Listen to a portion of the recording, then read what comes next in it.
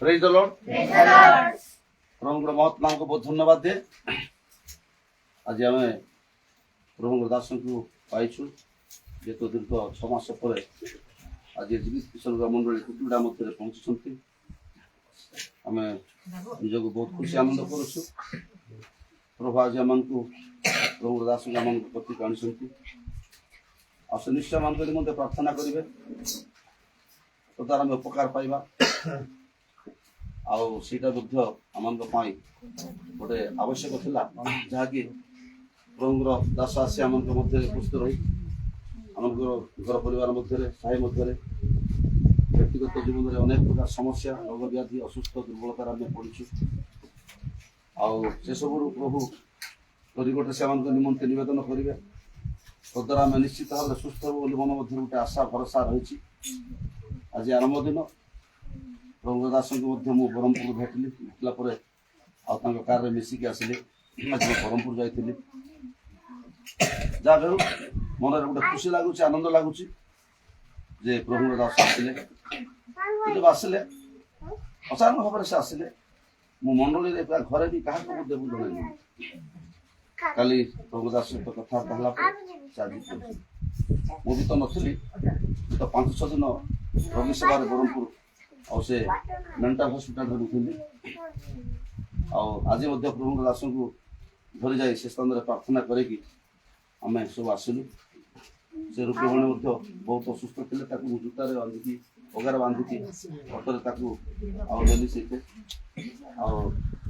प्रभु दयार से किसी गोटे सुस्थता भी पाई समस्त प्रार्थना करूँ आम गोटे सुजोग आउला कौन से कारण से आज तार मन मस्तिष्क मानसिक रोग से पड़ते समस्ते प्रार्थना करवा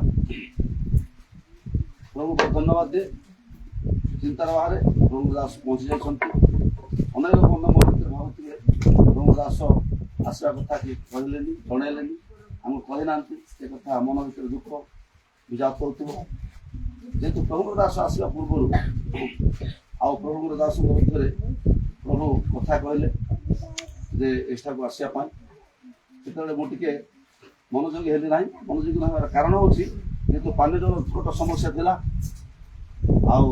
पानी फाणी ना कि ना किमती प्रभु दास आसवे गाधुआ धुआ पोछा भी हो पार ना मंडली विभिन्न मंडली विश्वासी मैंने पालक मैंने सब आसवे से पानी ना प्रकार भाव से गाधुआ दरकार धुआ पोछा दरकार पानी छोट समस्या से दृष्टि मुझे जन प्रभु दास पानी व्यवस्था है प्रभु दास को मुझे डाक सतरे सत प्रभु जगेले मु कलेक्टर पाख गली जा कलेक्टर सहित डिस्कसन करके पानी व्यवस्था होगा रास्ता विषय में प्रभु कलेक्टर को कहली रास्तार कथा होगा बर्तमान कम चली दुईटा कथा प्रभु रखिले पानी व्यवस्था कले जार फल कि आज प्रभु दास को डाकिली पानी व्यवस्था होगा आप आसन जब इच्छा कर तब आसन से गोटा कथा कहले बाहर भी निश्चित भाव प्रभु मत जनाऊँ आज रात प्रभु भयंकर भाव मत गोटे कथा से कथा से कहे से मुझे से दृष्टि मत भय लगुच अति शीघ्र मु मंडली मानक बुलापी मत मन भर गोटे प्रेरणा आसूँ जिते गोटे परिस्थिति सृष्टि होगा से सफल कथा से कहे प्रभु मान आम धन्यवाद दे से दृष्टि से भयभीत भूकंप हो से अति जरूरी भाव से मंडली पहुँचे आज आस तेणु कि भी मन भर दुख करें जे प्रभु दास आम को आसवा कथा जनइले नहीं केवल मात्र जन दिवाकर मात्र फोन ब्रह्मपुर जनई कही ब्रह्मपुर ना कौट कहली से प्रभु दास आसती बोली हाँ ब्रह्मपुर आसवे आसवे बोले कहली कि अमुक दिन कि संक दिन किसी कहनी मतलब निश्चय से आसवे सप्ताह भर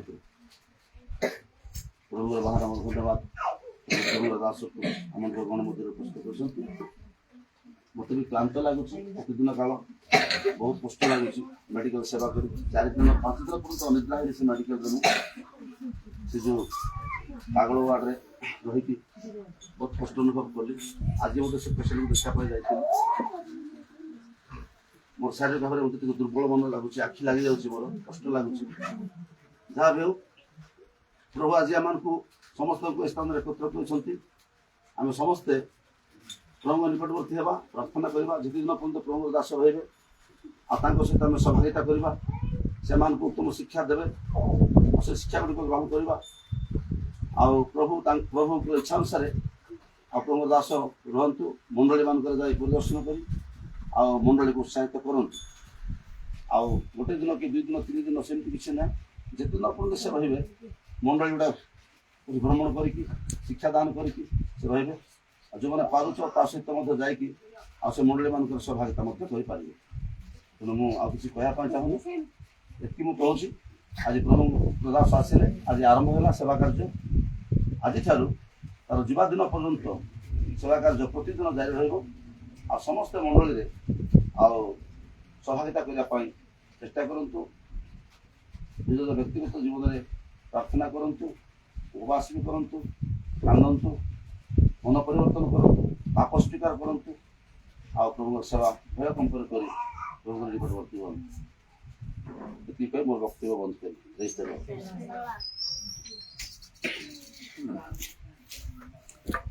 से धर से जाऊँ से पाख तो अंधारे मोटे से तो ये बस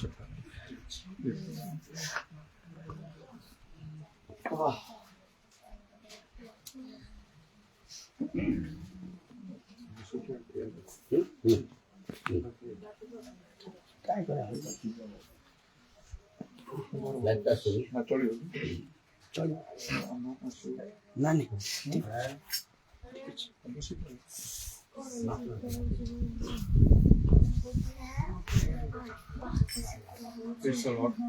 Hallelujah. मैंने हमारा रविवार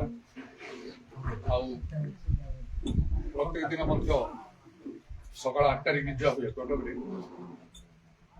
सोमवार शनिवार 8 ରୁ 9 हुए बेले बेले टी अधिक समय हम रविवार दिन 8 ରୁ 10 टी अधिक हो पारे फेसबुक रे लाइव चले जदि देखी पार्थ्यो ताहले तुम जानी पार्थ्यो निश्चय मु आजिकल टिके बाइबल जो भाषा सब लिखाई आरंभ जो भाषा कहते से मुझे शिखुची आटा कहूँ मूलतरी पुरातन नियमटा अधिकांश एवरी भाषा लिखाई आउ केतेक अंश आरामिक नूतन नियमटा पूरा ग्रीक भाषा जीसु जो भाषा कहते जगत से आरामिक भाषा से मोर टे बहुत आग्रह आसचे अनेक पद गुड़ाक बाइबल मुझे पढ़ुची तार प्रकृत भीतर जाना बहुत परिश्रम सेना करने हुए जहा हो गोटे विषय प्राय समस्ते कहते यटा को आरंभिक भाषा के शुणी कौन सा कही तो जैसा के लक्ष्य कर जो भाषा जीसु कहते आम जमीका जीसु जो भाषा कहते जगत से आरंभिक भाषा से आरंभिक भाषा तो आम कहूँ प्राय समस्त इंग्लिश इंग्लिश जीसु जो भाषा कहते से भाषा कहना केमती लगे भल लगे आम से भाषा और लगे भल लगे ना नीचा लगे जीसु जो भाषा कहते से आरंभिक भाषा प्रेज द लॉर्ड को साधु सामरिया आरंभिक भाषा जो भाषा जीसु कहते कौन सा साधु सामरिया साधु सामरिया साधु है English letter SHABHU Sadhu sorry, not Samaria, Lamaria. L-A-M-R-Y-A, Lamaria. Shabul Lamaria. Sabul Lamaria. Okay, Shabul Lamaria. ଏଇଟା ଆରେଞ୍ଜ ଭାଷା ଯୋଉ ଭାଷା ଦିଶୁଛି ମୋର ଟିକେ ବଡ ଆଗ୍ରହ ଅଛି ସେଟା ଟିକେ ଶିଖି ଅବଶ୍ୟ ଭିତରକୁ ଯିବା ପାଇଁ ଜାଣିବା ପାଇଁ ପ୍ରଭୁଙ୍କର ଧନ୍ୟବାଦ ହଉ ପାଖାପାଖି 6 ମାସ ମାନେ ମୁଁ ଆସିଥିଲି ସେପ୍ଟେମ୍ବର 3 ତାରିଖରେ ଆଉ ଏଇଠୁ ଗଲି ଏଥର ଉଠିଲେ ନାହିଁ ଆମ ଏରିଆରୁ ମୁଁ ଗଲି ସେପ୍ଟେମ୍ବର 26ରେ ନା ତେଣୁ ଏଇ ମାର୍ଚ୍ଚ 26ରେ 6 ମାସ ହବ ଏଇଠୁ ଯିବା ସେ ଅନୁସାରେ ଆଉ ଟିକେ ଟାଇମ୍ ଦେଲା କିନ୍ତୁ 2-3ଟା ବିଶେଷ ସ୍ୱପ୍ନ ମୁଁ ସବୁ ଦେଖିଲା ପରେ ଆଉ ଶୀଘ୍ର କରି ଆସିବା ପାଇଁ ଇଚ୍ଛା କଲି ଯାହା ବି ହଉ ଆମେ ସମସ୍ତେ ଯେ ଏକତ୍ର ହେଲୁ ତାହା ଭଲ କଥା ପ୍ରଭୁ ଏଇଟା ଗୋଟେ ସୁଯୋଗ ଆମକୁ ଦେଇଛନ୍ତି ବାଇବେଲ କଣ ଲେଖା ହଉଛି ସୁଯୋଗର ସଦ୍ବ୍ୟବହାର କର ଏଫେସୀୟ 5 ପର୍ବର 16 ପଦରେ କଣ ଲେଖା ହଉଛି ସୁଯୋଗର ବାଇବେଲ ଟିକେ ପଢିବା ତାପରେ ଇଚ୍ଛା ମୁଁ କହିବି ଆଜି ଦିନ ସାରା ଟିକେ ପରିଶ୍ରମ ଆସିବା ପାଇଁ ବହୁତ ସମୟ ଲାଗିଲା ବରହମପୁର ଆସିଲା ପରେ ଆମେ ରୁଟି ପାଖକୁ ମଧ୍ୟ ଯାଇଥିଲୁ ମୁଁ ଇଚ୍ଛା କଲି ସେ ଅଛି କିଛି ନିଜ ପିଲା ଘର ପିଲା ବୋଲି ଆମେ ତ ମଣ୍ଡଳୀର ତେଣୁ ସିଧା ଆସିବାକୁ ମତେ ଠିକ ଲାଗିଲାନି ପାଷ୍ଟରଙ୍କ ସହିତ ପାଷ୍ଟର ସାମସନ ଦେଖା ହେଲା ପରେ ମୁଁ କହିଲି ଟିକେ ତା ପାଖକୁ ଯିବା ଆମେ ଗଲୁ ତା ପାଖରେ ଠିଆ ହେଲୁ ଟିକେ କଥାବାର୍ତ୍ତା କଲୁ ପ୍ରାର୍ଥନା କଲୁ ଆଉ ସେ ଅନେକ ପରିମାଣରେ କଣ୍ଟ୍ରୋଲ ଅଛି ମୁଁ ମଧ୍ୟ ଅନୁଭବ କଲି ସେ ମଧ୍ୟ ଠିକ ହେଇଯିବ ନିଶ୍ଚୟ ଆଉ ତେବେ କେବଳ ସେ ନାହିଁ ପ୍ରଭୁ ଯେତେବେଳେ ସୁଯୋଗ ଦିଅନ୍ତି ଲେଖାଇଛି କଣ ସଦ୍ବ୍ୟବହାର କର ଯଦି ସଦ୍ବ୍ୟବହାର ଆମେ କରିପାରିବା ତାହେଲେ ଆମମାନଙ୍କର ସେଥିରେ ମଙ୍ଗଳ ଅଛି ସେଥିରେ ଆଶୀର୍ବାଦ ଅଛି ତେଣୁ ସୁଯୋଗଟା ତାର ସଦ୍ବ୍ୟବହାର ଆମକୁ କରିବାକୁ ହବ କେମିତି କରିବାକୁ ହବ ପ୍ରଥମେ ଟିକେ ବାଇବେଲରୁ ଆମେ ଟିକେ ଦେଖିବା ଲୁକ 19 ପର୍ବରୁ ଆଉ ସେଇଠି ଲେଖା ଅଛି ତାର 1ରୁ 10 ପଦ ମଧ୍ୟରେ କିଏ ଟିକେ ପଢିପାରିବ କି ଟିକେ ସ୍ପଷ୍ଟ କରି ଉଚ୍ଚ ସ୍ୱରରେ ପରେ ସେ ଜିରିହରେ ପ୍ରବେଶ କରି ତା ମଧ୍ୟ ଦେଇ ଯାଉଥିଲେ ଆଉ ଦେଖ ଯକ୍ଷ ନାମରେ ଜଣେ ଲୋକ ଥିଲେ ସେ ଜଣେ ପ୍ରଧାନ କରଗ୍ରାହୀ ଓ ଧନୀ ଲୋକ ଯୀଶୁ କିଏ ତାହା ଦେଖିବାକୁ ସେ ଚେଷ୍ଟା କରୁଥିଲେ କିନ୍ତୁ ଲୋକମାନଙ୍କର ଭିଡ଼ ସକାଶୁ ଦେଖି ପାରୁନଥିଲେ କାରଣ ସେ ବାଙ୍ଗର ଥିଲେ ଏଣୁ ସେ ଆଗକୁ ଦୌଡ଼ି ଯାଇ ତାହାଙ୍କୁ ଦେଖିବା ନିମନ୍ତେ ଗୋଟିଏ ଡିବିରି ଗଛରେ ଚଢ଼ିଲେ କାରଣ ସେହି ବାଟ ଦେଇ ତାଙ୍କର ଯିବାର ଥିଲା ଯୀଶୁ ସେ ସ୍ଥାନକୁ ଆସି ଉପରକୁ ଚାହିଁ ତାହାଙ୍କୁ କହିଲେ ଯକ୍ଷ ଶୀଘ୍ର ଓହ୍ଲାଇ ଆସ କାରଣ ଆଜି ମୋତେ ଅବଶ୍ୟ ତୁମ୍ଭ ଘରେ ରହିବାକୁ ହେବ ସେଥିରେ ସେ ଶୀଘ୍ର ଓହ୍ଲାଇ ଆସି ଆନନ୍ଦରେ ତାହାଙ୍କର ଆତିଥ୍ୟ କଲେ ତା ଦେଖି ସମସ୍ତେ ବତସା କରି କହିବାକୁ ଲାଗିଲେ ସେ ଜଣେ ପାପୀ ଲୋକ ଘରେ ରହିବାକୁ ଗଲାଣି କିନ୍ତୁ ଯକ୍ଷ ଠିଆ ହୋଇ ପ୍ରଭୁଙ୍କୁ କହିଲେ ହେ ପ୍ରଭୁ ଦେଖନ୍ତୁ ମୋର ସମ୍ପତ୍ତିର ଅର୍ଦ୍ଧେକ ମୁଁ ଦରିଦ୍ର ମାନଙ୍କୁ ଦାନ କରୁଅଛି ଆଉ ଯଦି ଅନ୍ୟାୟରେ କାହାରି ଠାରୁ କିଛି ନେଇଥାଏ ତେବେ 4 ଗୁଣରେ ତା ଫେରାଇ ଦେଉଅଛି ସେଥିରେ ଯୀଶୁ ତାଙ୍କ ବିଷୟରେ କହିଲେ ଆଜି ଏହି ଗୃହରେ ପରିତ୍ରାଣ ଉପସ୍ଥିତ ହୋଇଅଛି ତେଣୁ ଏ ମଧ୍ୟ ଅଭାବଙ୍କ ଜଣେ ସନ୍ତାନ କାରଣ ଯାହା ହଜି ଅଛି ତାହା ଖୋଜି ରକ୍ଷା କରିବାକୁ ମଣିଷ ପୁତ୍ର ଆସିଅଛନ୍ତି 4 ପଦଟା ଟିକେ ପଢାଉଥିଲେ ଏଣୁ ସେ ଆଗକୁ ଦୌଡ଼ି ଯାଇ ତାହାଙ୍କୁ ଦେଖିବା ନିମନ୍ତେ ଗୋଟିଏ ଡିବିରି ଗଛରେ ଚଢ଼ିଲେ କାରଣ ସେଇ ବାଟ ଦେଇ ତାହାଙ୍କର ଯିବାର ଥିଲା ଏଠି ଗୋଟେ ସୁଯୋଗ ପ୍ରଭୁ ଯୀଶୁ ଦେଇଥିଲେ ସେ ଯେତେବେଳେ ଯାଉଛନ୍ତି ଆଉ ଗୋଟେ ରାସ୍ତାରେ ଜିରିହରେ ପ୍ରବେଶ କରି ତାହା ମଧ୍ୟ ଦେଇକି ଯାଉଥିଲେ ଯେତେବେଳେ ଯୀଶୁ ଯାଉଛନ୍ତି ମାନେ ଆଉ ତାଙ୍କ ସହିତ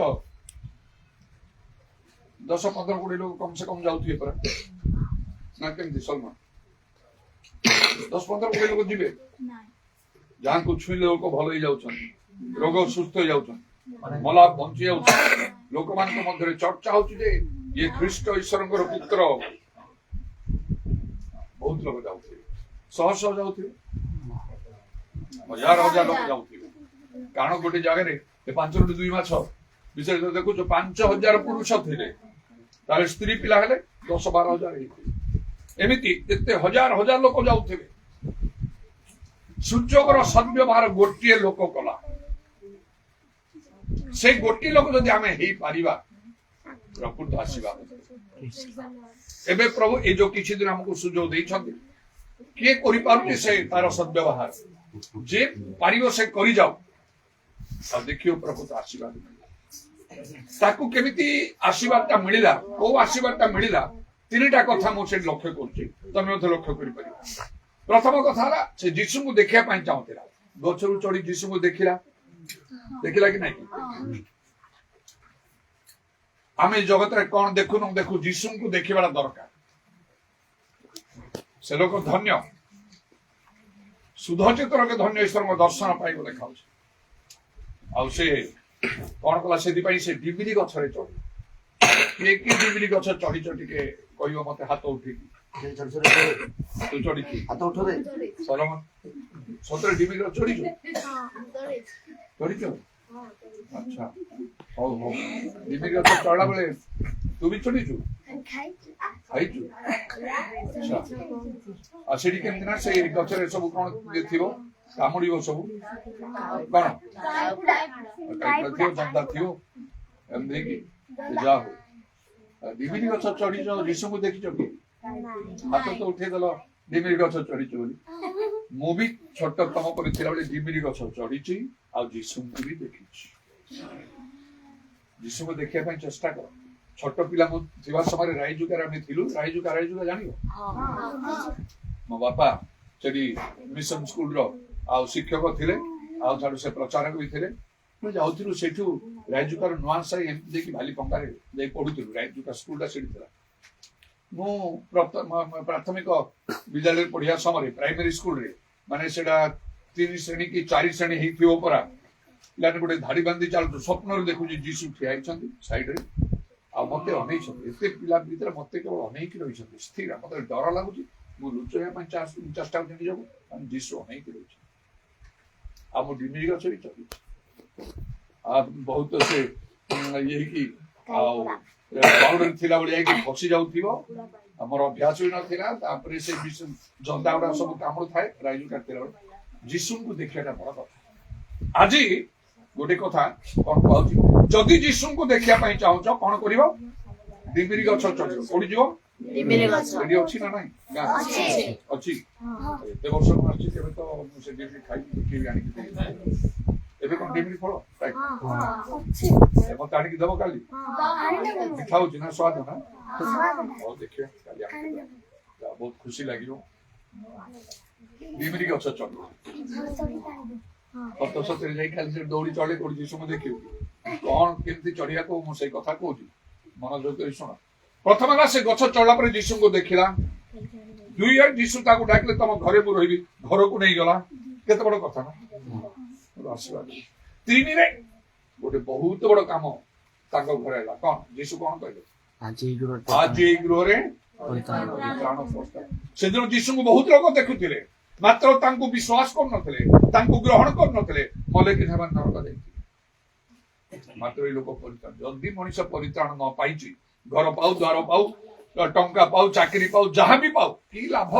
लेखाला सारा जगत अर्जन कर जदि तमे प्राण हरियो लाभ कोन तेनो प्रकृत आशीर्वादटा कोन से दिन से पाइला परित्राण आज ये गृह परित्राण उपस्थित जीशु करे तार अर्थ मले से नरक जीवनी से स्वर्ग जीवनी आज भी हमर प्राण जाई पारे तेणु आउ ता मनरे केते खुशी आनंद जीशु को ताको घर को जाई हजार हजार लोक जाउथिबे 10 की 15,000 लोक भी थिबे मात्र गोटे लोक जीशु को घर को नहीं गया आ कोन पाइला परित्राण अन्य माने केही नहीं पारले नहीं समिति आमे जति बसी छु जीशु देखु छंदी के मते घर को नबो की कहा घरे जाई मु करिया जी परित्राण उपस्थित हला कहा को मु कहबी जीशु अधि कहबे तुमे सुस्थ हो गेलो मारे भलो हियो मो झियो छोट थिबा समय आउ से पाइल परि हेतियो कि ताठू छोट अनि ये तो ସାତ ପଢୁଛୁ ତାପରେ ସେତେବେଳକୁ ନାହିଁ, ସେ ତ ପ୍ରାଇମେରୀ ସ୍କୁଲରେ ଥିଲା, ମାନେ ସେ 4-5 ଭିତରେ ଥିବ ପ୍ରାୟ। ସେ ସମୟ ତାର ଆଉ ବହୁତ ପେଟ କଷ୍ଟ, ଆମେ ଖାଲି ପ୍ରାର୍ଥନା କରି କିଛି ଔଷଧ ତ ଆମେ ବ୍ୟବହାର କରୁନାହୁଁ, ପ୍ରାର୍ଥନା କରି ଆଉ ତାର ବହୁତ କଷ୍ଟ ହଉଛି। ରାତି ଅଧଘଣ୍ଟେ ପ୍ରାର୍ଥନା କଲା ପରେ ବହୁତ କଷ୍ଟ ହଉଛି। ପ୍ରଭୁ ଆତ୍ମାରେ ମତେ କଥା କହିଲେ ଗୋଟେ ବିଶେଷ ପ୍ରାର୍ଥନା କରିବା ପାଇଁ, ସେ ଅନୁସାରେ କଲି। ସେ ମୁହୂର୍ତ୍ତରୁ ସେ ଠିକ ହେଇଗଲା, ସକାଳୁ ଉଠିଲା। ଆଉ କହୁଛି ସେ ଗୋଟେ ସ୍ୱପ୍ନ ଦେଖିଲା ପରେ କହୁଛି, ଆଜି ମୁଁ ସ୍ୱପ୍ନ ଦେଖିଲି ଜଣେ ଲୋକ ଘରକୁ ଆସୁଛନ୍ତି ଗେଟ୍ ଦେଇକି, ତାଙ୍କ ମୁହଁ ବସ୍ତ୍ର ଖାଲି ଆଲୁ ହଉଛି, ଆଉ ସେ ଯୀଶୁ ବୋଲି ସେ ଜାଣେ। ତାପରେ ସେ କଣ କଲା, ଯୀଶୁ କଣ କଲେ, ହାତ ବଢେଇଲେ, ତା ହାତ ତାର ପେଟର ଯୋଉଠି କଷ୍ଟ ହଉଥିଲା ରଖିଥିଲେ, ଝିଅ ତ ପେଟର କଷ୍ଟ ଚାଲିଗଲା। ସେ ପୁରା ଭଲ ହେଇଗଲା, ପୁରାପୁରି ଭଲ ହେଇଗଲା। ସେମିତି ଯୀଶୁ ଆମକୁ କହିବା ପାଇଁ ଚାହୁଁଛନ୍ତି, ଯଦି କାହାର ରୋଗ ଅଛି, କାହାର ସମସ୍ୟା ଅଛି, ଅଭାବ ଅଛି, ଯେକୌଣସି ଦୁଃଖ ଅଛି, କୌଣସି ପ୍ରକାର ଯନ୍ତ୍ରଣା ଅଛି, ପ୍ରଭୁ ଛୁଇଁ ଦେଇକି କହିବା ପାଇଁ ଚାହୁଁଛନ୍ତି, ଝିଅ ନହେଲେ ପୁଅ ତୁମର କଷ୍ଟ ଚାଲିଗଲା। ସେଇ ମୁହୂର୍ତ୍ତରୁ ସେ ଯିବାକୁ ବାଧ୍ୟ। ଆଜି ବି ଯୀଶୁ ସେଟା କରିବା ପାଇଁ ଚାହାନ୍ତି, କିନ୍ତୁ ଯକ୍ଷ ପରି କିଏ ଅଛି ଆଜି ଆମର ମଧ୍ୟରେ? ଯୀଶୁ ତମ ଭିତରେ ଯକ୍ଷ କିଏ, ଯେ କି ଗଛ ଚଢିଛି? ଗଛ ଯଦି ଚଢି ପାରିବା ତାହେଲେ ହବ, ଯୀଶୁଙ୍କୁ ଦେଖି ହବ, ଯୀଶୁଙ୍କୁ ଘରକୁ ନେଇ ହବ, ଆଉ ତାପରେ ଯୀଶୁଙ୍କ ଠାରୁ ପରିତ୍ରାଣ ମଧ୍ୟ ମିଳିବ। ଗଛ ଚଢ, ଡିମିରି ଗଛ ଚଢ। କେମିତି ଡିମିରି ଗଛ ଚଢିବାକୁ ହବ? ପ୍ରଥମ କଥା ହେଲା ପବିତ୍ରତା, ହୋଲିନେସ। କାହିଁକି? ଏଭ୍ରି 12 ପର୍ବ 14 ପଦରେ କଣ ଲେଖା ଅଛି? ପବିତ୍ରତା ବିନା କେହି ଈଶ୍ୱରଙ୍କର ଦର୍ଶନ ପାଇବ ନାହିଁ। ଯୀଶୁଙ୍କୁ ଦେଖିବା ପାଇଁ ଯଦି ଆମେ ଯାଆନ୍ତୁ, ସେମିତି ଭାବରେ ମୋର ପରିବର୍ତ୍ତନ ସମୟରେ ସମସ୍ତ ଛୋଟ ବଡ ପାପ ସ୍ୱୀକାର କରିବା, ଆଉ ତାପରେ ପୁଣି ମୁଁ ଯୀଶୁଙ୍କୁ ଦେଖିବି। କାହିଁ ପ୍ରଭୁ ମୁଁ ଦେଖିପାରୁନି? ବାଇବଲରେ ଲେଖା ହଉଛି, ସୁଧ ଚିତ ଲୋକ ଧନ ଈଶ୍ୱରଙ୍କ ଦର୍ଶନ ପାଇ, ମାଥ୍ୟୁ 5:8 ଅନୁସାରେ। କାହିଁ ମୁଁ ଦେଖିପାରୁନି? ମୋର ସବୁ ପାପ ସ୍ୱୀକାର ଇତ୍ୟାଦି କରି ଖୁବ କାନ୍ଦିଲି। ଆଉ ଯୀଶୁ ଠିଆ ହେଲେ ସାମ୍ନାରେ, ମୁଣ୍ଡରେ ହାତ ରଖିଲେ, କହିଲେ, ମୁଁ ତୁମର ସମସ୍ତ ପ୍ରାର୍ଥନା ଶୁଣୁଛି, ଯାହା ଦରକାର ତାହା ମାଗ। ପ୍ରଭୁଙ୍କର ଧନ୍ୟବାଦ ହଉ। ଏହିପରି ଭାବରେ ପ୍ରଭୁ ଯୀଶୁ କାର୍ଯ୍ୟ କରନ୍ତି। ଆଉ ବାଇବଲ ଲେଖାଉଛି, ଈଶ୍ୱରଙ୍କ ଠାରେ ମୁଖାପେକ୍ଷା ନାହିଁ। 10:34 ମତେ ଦର୍ଶନ ଦେଇଛନ୍ତି, ତମକୁ ବି ଦର୍ଶନ ଦେବାକୁ ଚାହାନ୍ତି, କଥା କହିବାକୁ ଚାହାନ୍ତି, ତାଙ୍କର ମୁଖାପେକ୍ଷା ନାହିଁ। ଆଉ ତେବେ ଆମକୁ ପ୍ରଭୁଙ୍କର ଇଚ୍ଛା ଅନୁସାରେ ପ୍ରଭୁ ଯେପରି ଚାହାନ୍ତି ସେପରି ଆମକୁ କାର୍ଯ୍ୟ କରିବାର। ଆଜି ଗୋଟେ କଥା ମନେ ରଖିବାକୁ ହବ, ପ୍ରଭୁ ଗୋଟେ ସୁଯୋଗ ଦେଲେ। ସେ ଯେତେବେଳେ ଜିରିହ ଦେଇକି ଯାଉଥିଲେ, ମାନେ ସେ ଜିରିହର ଲୋକମାନେ, ସେ ରାସ୍ତାରେ ଯାଉଥିବା ଲୋକମାନଙ୍କୁ ସେ କଣ କଲେ? ସୁଯୋଗ ଦେଲେ। ଇଏ ଯୀଶୁ ଯାଉଛନ୍ତି, ଈଶ୍ୱରଙ୍କର ପୁତ୍ର ଯାଉଛନ୍ତି, ଆଉ ସେମାନଙ୍କୁ କୁହାଯାଉଥିବ ଯୀଶୁ ଯାଉଛନ୍ତି। ଛୁଇଁଦେଲେ ରୋଗ ଭଲ ହେଇଯିବ, ମଲା ଲୋକ ବଞ୍ଚିଯିବ। ପଦେ ଯଦି କହିବେ ତୁମେ ପରିତ୍ରାଣ ପାଇଗଲ, ମାନେ ସେ ନରକ ଯିବ ନାହିଁ, ଶୈତାନ ଟାଣି ନେଇ ପାରିବ ନାହିଁ। ଦିନେ ମୁଁ ସେ ସ୍ୱପ୍ନରେ ଦେଖିଥିଲି, ଗୋଟେ ଧାଡିରେ ଲୋକ ସବୁ ଠିଆ ହେଇଛନ୍ତି, ନରକ ରାସ୍ତା, ସ୍ୱର୍ଗ ରାସ୍ତା। ନରକ ରାସ୍ତାରେ ଶୈତାନ ଠିଆ ହେଇଛି ଭୟଙ୍କର ଭାବରେ, ସ୍ୱର୍ଗ ରାସ୍ତାରେ ଜଣେ ଯୁବା ଲୋକ, ଆଉ ସେ ବହୁତ ଲୋକଙ୍କୁ ଟାଣି ଟାଣି ସେ ନରକକୁ ନେଇଯାଉଛି। ଆଉ ତା ଭିତରୁ ଉତ୍ତାପ, ଦୁର୍ଗନ୍ଧ ଆଉ ଚିତ୍କାର ଲୋକଙ୍କର ଶୁଭୁଛି। ଆଖି ପିଛୁଳା ଲୋକଙ୍କୁ ଟାଣି ନେଇଯାଉଛି। ସ୍ୱର୍ଗ ରାସ୍ତାରେ ବହୁତ ସମୟ ପରେ ଗୋଟିଏ ଲୋକ ଯାଉଛି। ମୁଁ ଜାଣିଲି ଏଇଟା ସ୍ୱର୍ଗ ନରକ ଯିବା ପରେ ଏମିତି ଗୋଟେ ଦିନ ଆସିଯିବ। ସେ ଧାଡିରେ ମୁଁ ଠିଆ ହେବି, ତମାନେ ବି ଠିଆ ହବ। ଯୋଗ୍ୟ ଥିଲେ ତ ସ୍ୱର୍ଗ ଯିବ, ନହେଲେ ନରକ ଯିବାକୁ ବାଧ୍ୟ। ଆଉ ସେଥିରେ କିଛି ଆଉ ଅନ୍ୟଥା ହବ ନାହିଁ। ମୁଁ ଜାଣିଲି ଏଇଟା ଶେଷ ସମୟ। ମନେ ମନରେ ପ୍ରାର୍ଥନା, ପ୍ରଭୁ ମୋର କିଛି ପାପ ଭୁଲ ଥିଲେ କ୍ଷମା କରନ୍ତୁ, ନରକ ଯିବାକୁ ପଡିବ ନା। କାହିଁକି ବହୁତ ଲୋକ ଖାଲି ନରକ ଯାଉଛନ୍ତି। ସେତେବେଳକୁ ଗୋଟେ ସ୍ୱର ଶୁଣିଲି ଶୂନ୍ୟରୁ, ପ୍ରଭୁ ମୋର ପାପ ଯାହା ଥିଲେ କ୍ଷମା କରିଦେଲା ବେଳକୁ ସେ ସ୍ୱର ଶୁଣିଲି। ସ୍ୱର କଣ କହୁଛି? ଏବେ ଆଉ ପାପ କ୍ଷମା ନାହିଁ, ପ୍ରାର୍ଥନା କରିବାର ସମୟ ଶେଷ ହେଇଯାଇଛି। ଏବେ କିନ୍ତୁ ଅଛି। ଭଲରେ ଠିଆ ହେଇକି ଭକ୍ତି ଭାବରେ ଆଣ୍ଠେଇକି ପ୍ରାର୍ଥନା କଲେ, ପ୍ରଭୁ ମୋ ପାପ ବୋଲି ସେ ପାପ ବୋଲି ଦୟାକରି ମତେ କ୍ଷମା କର, ଯୀଶୁଙ୍କ ରକ୍ତରେ ଧୋଇ ଦିଅ। ବାଇବେଲ ଲେଖା ହଉଛି, ପ୍ରଥମ ଜନ 1 ପର୍ବର 9 ପଦ, ପ୍ରଥମ ଜନ 1 ପର୍ବର 7 ପଦରେ ପାପ ସ୍ୱୀକାର କଲେ ସେ ବିଶ୍ୱସ୍ତ ଭାବରେ ପାପ କ୍ଷମା କରି ଯୀଶୁଙ୍କ ରକ୍ତରେ ଧୋଇଦେବେ। ମାତ୍ର ସେଇଦିନ ଆଉ କ୍ଷମା ହବ ନାହିଁ। ତେଣୁ ମୁଁ ସେମିତି ଶୁଣିଲି, ଆଉ ଡରିକି ଚୁପ ହେଇଗଲି। ମୋ ପାଳି ଆସିଲା, ମାଡି ଆସିଲା, ଶୈତାନ ହାତ ବଢିକି ଧରିଛନ୍ତି, ପାଣି ନବ କହିକି ମୁଁ ଭାବିଲି ଗଲା। ଏତେ ଦିନ ମୁଁ ପରିଶ୍ରମ ଧର୍ମ କର୍ମ କଲି, ଏତେ ତାଡ଼ନା ଦୁଃଖ ସବୁ ଭୋଗିଲି, ସବୁ ଏକାରେ ସ୍ୱର୍ଗର ଗେଟରେ ବସିଥିବା ଯୁବା ଲୋକ ସେ ଶୈତାନକୁ ଧମକେଇକି କହିଲେ ଏଇ ସାବଧାନ ତାଙ୍କୁ ଛୁଇଁବନି ସେ ଆମର ଏଇଟା ଯଦି ଯୀଶୁ କହିଦେବେ ଆମକୁ ତୁମର ପାପ କ୍ଷମା ହେଲା ପରିତ୍ରାଣ ପାଇଗଲ ଶୈତାନ ଛୁଇଁ ପାରିବ ନାହିଁ ସ୍ୱର୍ଗ ଦ୍ୱାର ଫିଟିଯିବ ଯିବାକୁ ଆଉ କଣ ଲେଖା ହେଲା ଯାହାର ନାମ ଜୀବନ ପୁସ୍ତକରେ ଲେଖା ଥିବ ତ ସେ ଜୀବନ ନାହିଁ ତ ଅଗ୍ନିମୟ ହୃଦୟରେ ପକାଯିବ ଭିତରକୁ ଗଲା ପରେ ଚେୟାର ଗୁଡାକ ପଡିଛି ସବୁ ନାଁ ଗୁଡାକ ଲେଖା ହେଇଛି ହଠାତ୍ ସ୍ୱର୍ଗ ଭିତରୁ ଜଣେ ଗାଇଡ୍ ଜଣେ ଯୁବା ଲୋକ ଆସିଲେ ବୋଲେ କଣ ଚେୟାରରେ ସବୁ ନାଁ ଲେଖା ହେଇଛି ମୁଁ ପଚାରିଲି କଣ ନାଁ ଲେଖା ହେଇଛି ସେ ହସିଛି କହିଲେ ହଁ ହଁ ନାଁ ଲେଖା ହେଇଛି ମୁଁ ମୋ ନାଁ ଲେଖା ଅଛି ସେ ସିଧା ମତେ କହିଲେ ତୁମ ନାଁ ଲେଖା ହିଁ ନଥିଲେ ତୁମେ ଭିତରେ ପ୍ରବେଶ କରିପାରିନଥାନ୍ତ ମାନେ ଟିକେ ଦୟା କ୍ଷମାର କଥା ନାହିଁ ସେତେବେଳେ ନା ଥିବା କହିବ ମୁଁ କହିଲି ଟିକେ ଦେଖେଇଦବ ମୋ ନାଁ ଆସ ତମ ନାଁ କୁହ କହିଲେ ମୁଁ କହିଲି ବେଞ୍ଜାମିନ ବେହେରା ଆସ ଗୋଟିଏ ଦୁଇଟା ତିନିଟା ଧାଡି ଦେଖେଇଦେଇ ଦେଖ ଲେଖା ହେଇଛି ଓଡିଆରେ ବେଞ୍ଜାମିନ ବେହେରା ତାପରେ ଭିତରକୁ ନିଆ ନହେଲେ ହବ ନାହିଁ ବହୁତ ଲୋକ ନରକ ଯାଉଛନ୍ତି ଯିବାକୁ ହିଁ ପଡିବ ସୁଯୋଗର ସଦ୍ବ୍ୟବହାର ହଜାର ହଜାର ଲୋକଙ୍କ ଭିତରୁ ଗୋଟିଏ ଲୋକ କଲା ଠିକ ସେଇପରି ଆଜି ଘଟୁଛି ଅନେକ ଗିର୍ଜା ଯାଉଛନ୍ତି ପ୍ରାର୍ଥନା କରୁଛନ୍ତି ମିଟିଂରେ ଯାଉଛନ୍ତି ଆଶୀର୍ବାଦ ପାଇପାରୁନାହାନ୍ତି କାହିଁକି ସୁଯୋଗର ସଦ୍ବ୍ୟବହାର କରିପାରୁନାହାନ୍ତି ସୁଯୋଗର ସଦ୍ବ୍ୟବହାର କରିବା ପାଇଁ କଣ କରିବାକୁ ମୁଁ କହିଲି ଆଜି କଣ କରିବାକୁ ଯକ୍ଷ କଣ କଲା ଡିମିରି ଗଛ ଡିମିରି ଗଛରେ ଚଢିଲା ଏ ଡିମିରି ଗଛରେ କେମିତି ଚଢିଲା ପ୍ରଥମେ କହିଲି ପବିତ୍ରତା ପବିତ୍ରତା ବିନା କେହି ଈଶ୍ୱରଙ୍କର ଦର୍ଶନ ପାଇବ ନାହିଁ ବୋଲି ଲେଖା ହଉଛି ଏବ୍ରୀ 12:14 ଯଦି ଆମେ ଆମର ସବୁ ପାପ ଭୁଲ ପ୍ରଭୁରେ ସ୍ୱୀକାର ନ କରିଛୁ ଯୀଶୁଙ୍କ ରକ୍ତରେ ଧୋଇ ନେଇଛୁ ଦର୍ଶନ ମିଳିବ ନାହିଁ ଆମେ ସୁଯୋଗର ସଦ୍ବ୍ୟବହାର କରିପାରୁ ଗୀତ ଗାଇବା ପ୍ରାର୍ଥନା କରିବା ଗୀର୍ଜା ଯିବା ପ୍ରଚାର କରିବା କିଛି ଫଳ ନାହିଁ ଯୀଶୁଙ୍କ ଦର୍ଶନ କରିବା ସ୍ୱର୍ଗ ଯାଇପାରିବା ନାହିଁ ଡିମିରି ଗଛ ଚଢିବାର ଅର୍ଥ ହେଲା କଣ ଆଉ ପବିତ୍ର ହବ ପବିତ୍ରତା ସେଟାକୁ ବୁଝୁଛି ତାପରେ 2 ହେଲା ବିଶ୍ୱାସ ଏବ୍ରୀ 11:6 କଣ ଲେଖା ହେଲା ବିଶ୍ୱାସ ବିନା ତାଙ୍କର ସନ୍ତୋଷ ପାତ୍ର ବା ଅସମ୍ଭବ ଈଶ୍ୱର ଅଛନ୍ତି ଆଉ ଯୋଉମାନେ ତାଙ୍କର ଯତ୍ନରେ ଅନ୍ୱେଷଣ କରୁଛନ୍ତି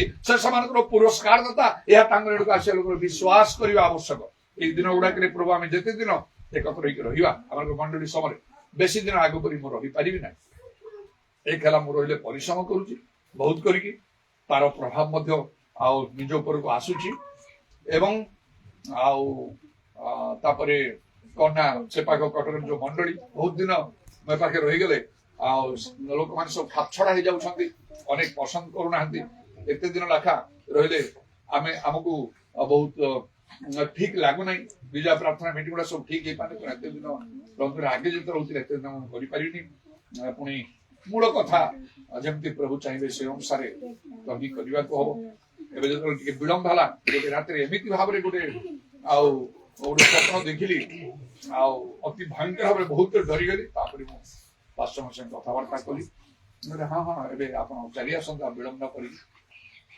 ଆଉ ପ୍ରଭୁଙ୍କର ଧନ୍ୟବାଦ ହଉ ତେଣୁକରି ଆଉ ମତେ ଯେମିତି ତରବର କରି ପ୍ରଭୁ ପଠେଇଲେ ମଣ୍ଡଳୀ ମାନଙ୍କର ଅବସ୍ଥା ଟିକେ ମତେ ଦେଖେଇଲେ ଦେଖିଲି ମୁଁ ଗୋଟେ ଦିନ ଗୋଟେ ସ୍ୱପ୍ନରେ ଯେ ଆସିକି ଏପାଖେ ମୁଁ ଆସିଛି ଆଉ ଗୋଟେ ଜାଗାରେ ମାଛ ଚାଷ କରାହେଇଛି ଆମର ସେ ଜମିଟା ପାଣି ବହୁତ କମ ଅଛି କେତେ ଗୁଡାକ ମାଛ ମରିଯାଇଛନ୍ତି ଆଉ ଗୁଡାକ ମରିବା ଅବସ୍ଥାରେ ଅଛନ୍ତି ଏଠି ଦେଖିକି ମୁଁ ବହୁତ ବ୍ୟସ୍ତ ହେଇଯାଉଛି ତେବେ ବିଭିନ୍ନ ପ୍ରକାର ଭାବରେ ଶାରୀରିକ ଜାଗତିକ ଭାବରେ ସମସ୍ୟା ଅନେକ ଭାବରେ ତ ରହିଛି ଆଉ ପ୍ରଭୁ ତ ସମସ୍ତେ ବିଷୟ ଜାଣନ୍ତି ସେ ସୁଯୋଗ ଦେଲେ ତେଣୁ ଟିକେ ବିଳମ୍ବ ହବାରୁ ଯେମିତି ମତେ ପୁରା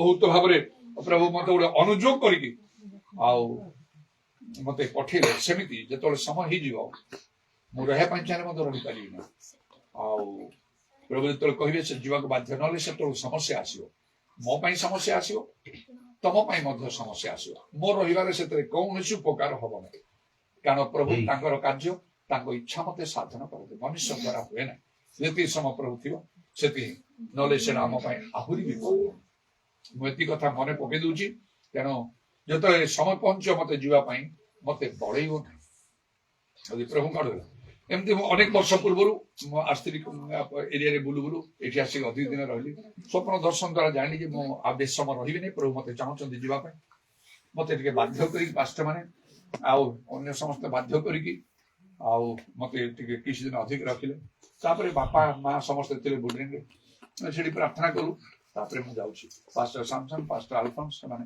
ମୋ ସାଙ୍ଗରେ ଥିଲେ ସେଇଠୁ ଟିକେ ସେଟା କଣ କହନ୍ତି ଆମର ସେଇଟା ଜାକୁସ୍ମାରା ବର୍ଷା ଦିନ ଟିକେ ଥିଲା ଆଉ ଟିକେ ବର୍ଷା କାଦୁଅ ଟିକେ ହେଇଥିଲା ମୋର ପାଦ କେମିତି ଖସିଲା ବହୁତ ଜୋରରେ ପିଟି ପଡିଗଲି ଠିଆର ଏକଦମ ଯୋଉ କହୁନାହାନ୍ତି ଆମ ଭାଷାରେ ଗାଁ ଭାଷାରେ ରଜ ଗଜ ହେଇ ପଡିଲା ସେମିତି ଆକା ପଡିଗଲି ବଡ ପଥର ଉଡେଇଥିଲା ମୋ ଛାତି ଟିକେ ସାଇଡ ହେଇଗଲା ମୋ ଛାତିରେ ଯଦି ବାଜିଥାନ୍ତା ମାନେ ମୁଁ ସେଠି ସ୍ଥିର ହେଇକି ରହିଥାନ୍ତି ବହୁତ ଭଲ ଏଇ ତ ପ୍ୟାଣ୍ଟ ସାର୍ଟ ତ ସବୁ କାଦୁଅ ହେଲା ସେ ଛାଡ ଏଣେ ମତେ କଷ୍ଟ ହଉଛି ନିଶ୍ୱାସ ପ୍ରଶ୍ୱାସ ନେବାରେ ମାନେ ଭୟ କଲେ ସେ ତେନ୍ତୁଳି ଗଛ ଥାଇ ସବୁ ଅନେଇଥାନ୍ତି ଭଲରେ ଦେଖି ପାରୁନଥାନ୍ତି ଭାଇନା ଯିବା ମୁଁ ବୁଝିଗଲି ମୋ ନାଇଁ ନାଇଁ ମୁଁ ଯଦି ମୁଁ ଫେରିକି ଯିବି ତାହେଲେ ମୁଁ ମରିବି ମୁଁ ବଞ୍ଚିବିନି ମତେ ମାଡ଼ ତ ହେଇଯାଇଛି ବହୁତ ଜୋରେ ନା କେମିତି ଯିବା ମୁଁ କହିଲି ଚାଲ ଆଉ ମୁଁ ଜାଣୁଛି ମତେ ପ୍ରଭୁ କହିଲେ ତ ମତେ ବାଧ୍ୟ କଲ ମୁଁ ରହିଲି ଏଇଟା ପ୍ରଭୁଙ୍କ ଆଡୁ ଆସିଛି ଆଉ ତେଣୁକରି ମୁଁ ଗଲେ କେଜାଣି ପ୍ରଭୁ ଟିକେ ଦୟା କରିବେ ପରା ମୁଁ ବଞ୍ଚିଯିବି ଆଉ ଯଦି ଘରକୁ ଫେରିବା ମୁଁ ମରିବି ବାଧ୍ୟ ହେଇକି ଆସିଲି ପ୍ରଭୁ ଅନୁଗ୍ରହ କରି ମତେ ବଞ୍ଚେଇଲେ ତୁମମାନଙ୍କ ମଧ୍ୟରେ ସେମିତି ମତେ କଣ କଲେ ସେମାନେ ବେଶୀ ଦିନ ଯେତିକି ଦିନ ମୁଁ ରହିଲି ତାଠୁ ମତେ ଅଧିକ ଦିନ ରଖିଲେ ମତେ ଗୋଟେ ଦର୍ଶନ ଦ୍ଵାରା ପ୍ରଭୁ କଥା କଲେ ମୁଁ ଯିବା ପାଇଁ 10 ଦିନ ରହିଥିଲି ନା କଣ ଜଣେ ସ୍ତ୍ରୀ ଲୋକ ଲାଗିଲା ମୁଁ ପ୍ରାର୍ଥନା ସମୟରେ ଦେଖିଲି କାନ୍ଥରେ 10 ବୋଲି ଲେଖା ହେଲା ମୁଁ ବୁଝିଗଲି ମତେ ଏତେ ଦିନ ହେଲା ଆଉ ପ୍ରଭୁ ଚାହୁଁନାହାନ୍ତି ଏଠି ମୁଁ କହିଲି ମୁଁ ଯିବି ସେ ପାଷ୍ଟର କହିଲେ ନାଇଁ ରବିବାର ଦିନ ଅଛି ଲୋକ ବହୁତ ଆସିବେ ଆଉ ଆପଣ ଆସିଛନ୍ତି ରବିବାର କରିକି ଯିବେ ନା ମୁଁ କହିଲି ନାଇଁ ଦେଖନ୍ତୁ ମୁଁ ଜାଣିପାରୁଛି ପ୍ରଭୁ ମତେ ଯିବା ପାଇଁ ଚାହୁଁଛନ୍ତି ନାଇଁ ରୁହନ୍ତୁ ସନ୍ଧ୍ୟାରେ ଗିର୍ଜା ହେଲା ମୁଁ ବେତେ ବାକ୍ୟ ଦେଇ ସମସ୍ତେ ଶୋଇ ପଡୁଛନ୍ତି ମୁଁ କହିଲି ଆଜ୍ଞା ଆପଣ କରନ୍ତୁ କାଲି ଗିର୍ଜା ହବ ରବିବାର ଦିନ ଗଲା ବେଳକୁ କଣ ହେଲା ଆଉ ହଠାତ୍ କି ମୋର ଏକଦମ ଆଉ ସ୍ୱରଟା ଦବିଗଲା ଆଉ କିଛି ମୋର ଖୋଲୁନି ମୁଁ ଜାଣିଗଲି ବହୁତ ଡରିଲି ସେ ମତେ ମୁଁ କହିଲେ ଠିକ ଅଛି ମୁଁ ବସି ଆପଣ ବାକି ପ୍ରଚାର କରନ୍ତୁ ମୁଁ କହିଲି ନାଇଁ ଏତେ ଲୋକ ଆସନ୍ତି ଆପଣ କହିବାକୁ ବାଧ୍ୟ ହେଲି ସନ୍ଧ୍ୟାରେ ପୁଣି ଗିର୍ଜା ହେଲା ମତେ କହୁଛନ୍ତି ବାକ୍ୟ ନାଇଁ ଦୟାକରି ଆପଣ ନିଜେ କରନ୍ତୁ ମୁଁ କିଛି କରେନି ଦିନରେ ଶୋଇଛି ଗୋଟେ ରବ ଶୁଣି ତୁମକୁ ବଦ୍ଧ କରାହବ ଜଣେ ଭବିଷ୍ୟତ ବକ୍ତାଙ୍କୁ ପୁରାତନ ନିୟମରେ ପ୍ରଭୁ କହିଲେ ଗୋଟେ ସ୍ଥାନକୁ ଯିବ ସେ ବାକ୍ୟ ପ୍ରଚାର କରି ଭବିଷ୍ୟତ ବାଣୀ କହିକି ଫେରିବ ଖାଇବନି ପିଇବନି ଇଏ ଗଲେ ଯାଇକି ଫେରିଲା ବେଳକୁ ଆଉ ଜଣେ ଭବିଷ୍ୟତ ବକ୍ତା ତାକୁ ଡାକି ନେଇକି ଘରେ ଖାଇବା ପିଇବାକୁ ବାଧ୍ୟ କଲେ ଖାଇବା ପିଇବାକୁ ହେଇକି ସେ ଫେରୁଛନ୍ତି ରାସ୍ତାରେ ସିଂହ ତାକୁ ମାରିଦେଲା ମତେ ବହୁତ ଡର ଲାଗିଲା ମୁଁ କହିଲି ନାଇଁ ଆଜ୍ଞା ମୁଁ ସନ୍ଧ୍ୟାରେ ଗିର୍ଜା କରିବିନି ଆପଣ କରନ୍ତୁ ମୁଁ ବସିଛି ନାଇଁ ଆପଣ କରିବେ ନା ଏଇଟା ଶେଷ ଗିର୍ଜାଟା ପେଟ୍ରୋମାକ୍ସ ଜଳିଥିଲା ପବନ ନାହିଁ କିଛି ନାହିଁ ମୁଁ ଯେମିତି ଠିଆ ହେଲି ପେଟ୍ରୋମାକ୍ସ ଲିଭିଗଲା ସବୁ ଦ୍ୱାରା ମୁଁ ଜାଣିଲି ଏଇଟା ମୋ ପାଇଁ ବହୁତ ବଡ ବିପଦ ଏମିତି ଭାବରେ ଆଉ ସେଇ ରବ ଶୁଣିଲା ପରେ ତୁମକୁ ବଦ୍ଧ କାରଣ ବହୁତ ପ୍ରାର୍ଥନା କଲି ପ୍ରଭୁ ଠାରୁ ଘରକୁ ଗଲା ପରେ ଉପବାସ ପ୍ରାର୍ଥନା କରିବ କାରଣ ମୁଁ କହିଲି ପ୍ରଭୁ ମୁଁ ମୋର ନୂଆ ପରିବର୍ତ୍ତନ ବେଶୀ ବିଷୟ ତ ଜାଣି ନାହିଁ ଛୋଟ ପିଲା ଭୁଲ କଲେ ତାକୁ କଣ କରନ୍ତି ତାକୁ ଟିକେ ଅନୁଯୋଗ ଶାସନ ଟିକେ କରନ୍ତି ମତେ କ୍ଷମା କରିଲେ ପ୍ରଭୁ କ୍ଷମା କରିଲେ ଏମିତି ଭାବରେ ହୁଏ ତେଣୁ ଯେତେବେଳେ ପ୍ରଭୁ ଚାହିଁବେ ମୁଁ ତ ସେଇ ସମୟରେ ମୁଁ ଯିବାକୁ ବାଧ୍ୟ ହେବି ସେତେବେଳକୁ ମତେ ବାଧ୍ୟ ବେଶୀ କରିବନି ଆଉ ସେଥିରେ ନା ତମାନଙ୍କର ଲାଭ ହବ ନା ମୋର କିଛି ଲାଭ ହବ ତେବେ ପ୍ରଭୁଙ୍କୁ ଧନ୍ୟବାଦ ମାତ୍ର ଯେତିକି ସମୟ ପ୍ରଭୁ ଦେଇଛନ୍ତି ଶୀଘ୍ର କରି ମଧ୍ୟ 4ଟି ଦିନ ଯିବାକୁ ପଡିବ ଆମର ଦର୍ଶକ ମଣ୍ଡଳୀ ଗୁଡାକରେ କାରଣ ପ୍ରକୃତ କଥା କହିବା ପାଇଁ ଗଲେ ବିଶ୍ୱାସ ତ ମୁଁ ଚାଲୁଛି ସତ ମତେ ବି ଦେଖିଲି ମୋ କଥା ଶୁଣିଲେ ତମେ ଜାଣିପାରୁଥିବ ନର୍ମାଲ ଠିକ ଅଛି ବୋଲି କିନ୍ତୁ ଆଉ ଯୋଉ ସେ 2024 ମସିହାର ଅଗଷ୍ଟ 16ରୁ ମୋର ଅସୁସ୍ଥ ଆରମ୍ଭ ହେଲା 100କୁ 100 ମୁଁ ପୁରା ଠିକ ହେଇନାହିଁ ମୋର ଶରୀର ଭିତରେ ସବୁରେ ଦୁର୍ବଳତା ରହିଛି ପାହାଚ ଚଢିବା କରିବା ଓହ୍ଲିବା ସମୟରେ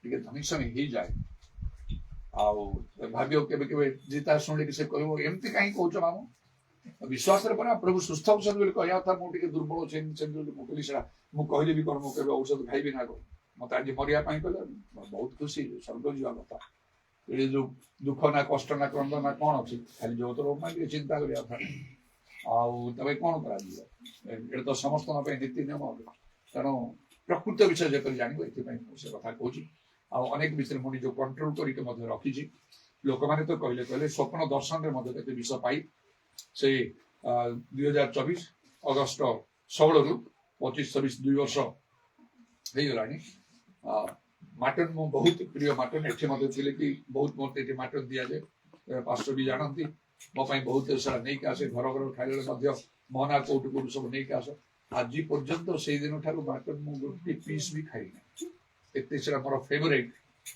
मैंने कहते गोटे दीटा पीस खाई कहना खाली तो खाई भल गोटे दीटा पीस कर चिंगुड़ी एगुड़ा मोर बहुत प्रिय चिंगुड़ी माछ शुकुआ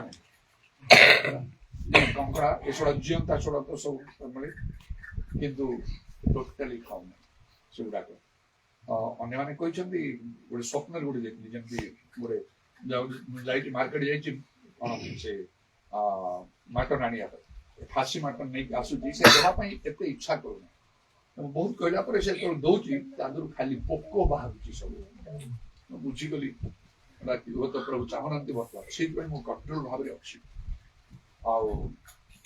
आने से सब मात्र मुझे देखले बाहर के जापारे ना आ से सब दृष्टि मुझे दिन भी परिश्रम तो निश्चय हो तेणु तार प्रभावटा भी पड़े विशेष भाव आसे पाखे बेस समय हाथ छड़ा कर रही पारि से शीघ्र शीघ्र कर सब मंडल गुड़ाक कम प्रथम सारिया को जदि के बाकी रहा प्रभु जब मत कहे चलो बाध्य बाकी गुड़ा के रही तेज जितकी दिन भी रहा आम एकत्र मिसिकी एटा मन रख एटा कौन प्रभु आमको गोटे सुजोग जीरीह देकी जाऊँ जीशु एवं जीरीह जी जो पर्यंत हाँ तुम प्रभु सेवा कले प्रभु तुम संगे अच्छा आचकर्म कर मात्र जो समस्त आम मिसी एकत्र हो देखा भाई मान एकत्र कौन मिसिकी रहा केमंत उत्तम आ मनोहर तेणु से प्रभु विशेष भाव में कार्य कर तेणु ये दिन गुड़ाक प्रभु निश्चय विशेष भाव में प्रभु कार्य करने चाहते तार गोटे सुजोग देते तार सद्व्यवहार कर कर्तव्य जदि सद्व्यवहार कर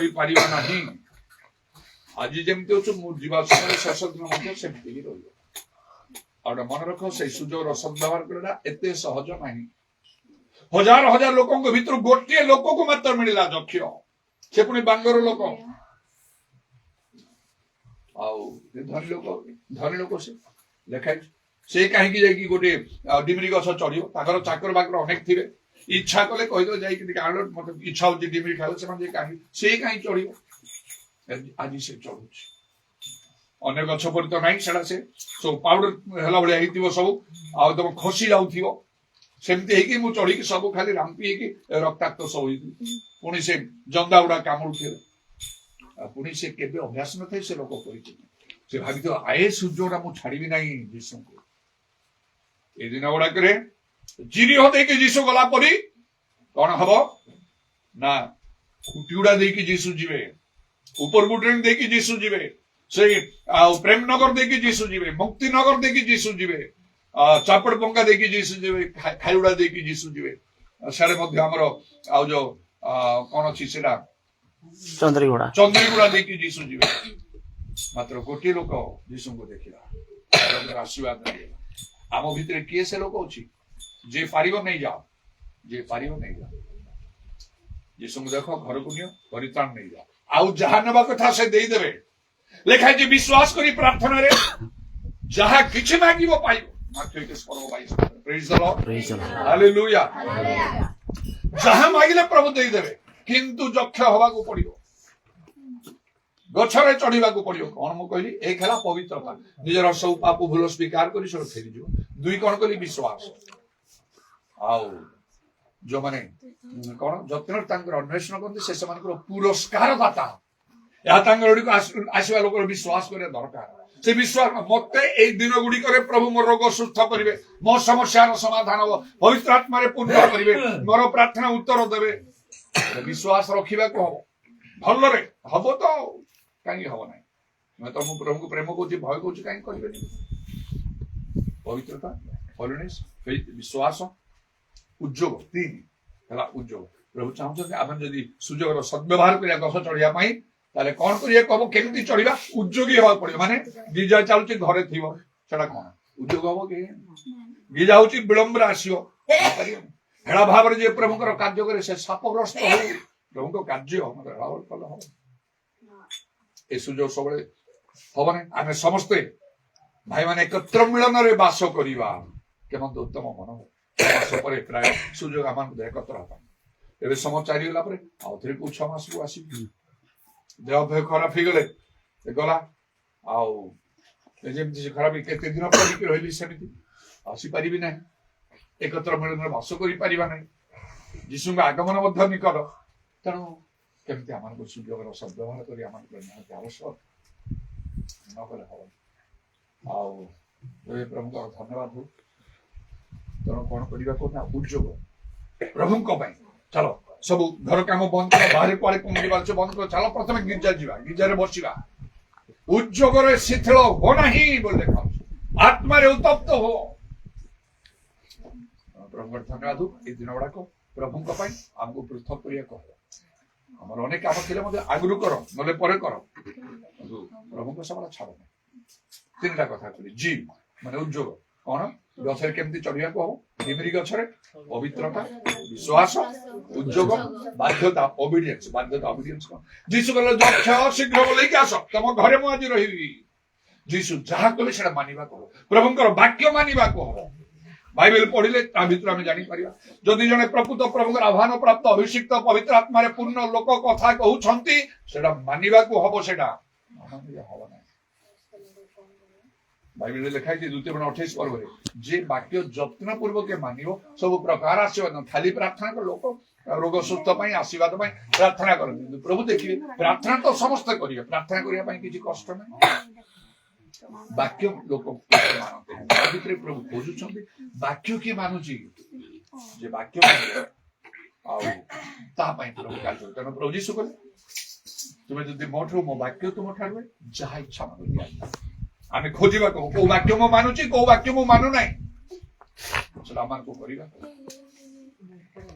ଯୀଶୁଙ୍କର ବିଶ୍ୱାସ କରିଦେ, ସୁସମାଚାର ବିଶ୍ୱାସ କରେ। ବାଇବେଲ କହୁଛି କଣ? ବାପ୍ତିସ୍ମ ନେବାକୁ। ଅନେକ ଆଜି ବାପ୍ତିସ୍ମ ନେଉନାହାନ୍ତି। ଆମମାନଙ୍କର ମଣ୍ଡଳୀ ଗୁଡାକରେ ମଧ୍ୟ ଅନେକ ଅଛନ୍ତି ଯୁବା ଲୋକମାନେ, ପିଲାମାନେ, ପୁଅ କି ଝିଅ କି କଣ ସମୟ ହେଲା ପରେ ହେଇପାରିବନି। ଆମେ ଯେତେବେଳେ ପରିବର୍ତ୍ତନ ହେଲୁ, ଏଇଠି ମଧ୍ୟ ଗୁରୁଟାରେ ପରିବର୍ତ୍ତନ ଆରମ୍ଭ ହେଲା। କେମିତି ସବୁ ସେଇ ସମୟରେ ମନ ପରିବର୍ତ୍ତନରେ ପାପ କ୍ଷମା ପାଇଁ ସବୁ ଡୁବନ ସବୁ ନେଇଗଲେ।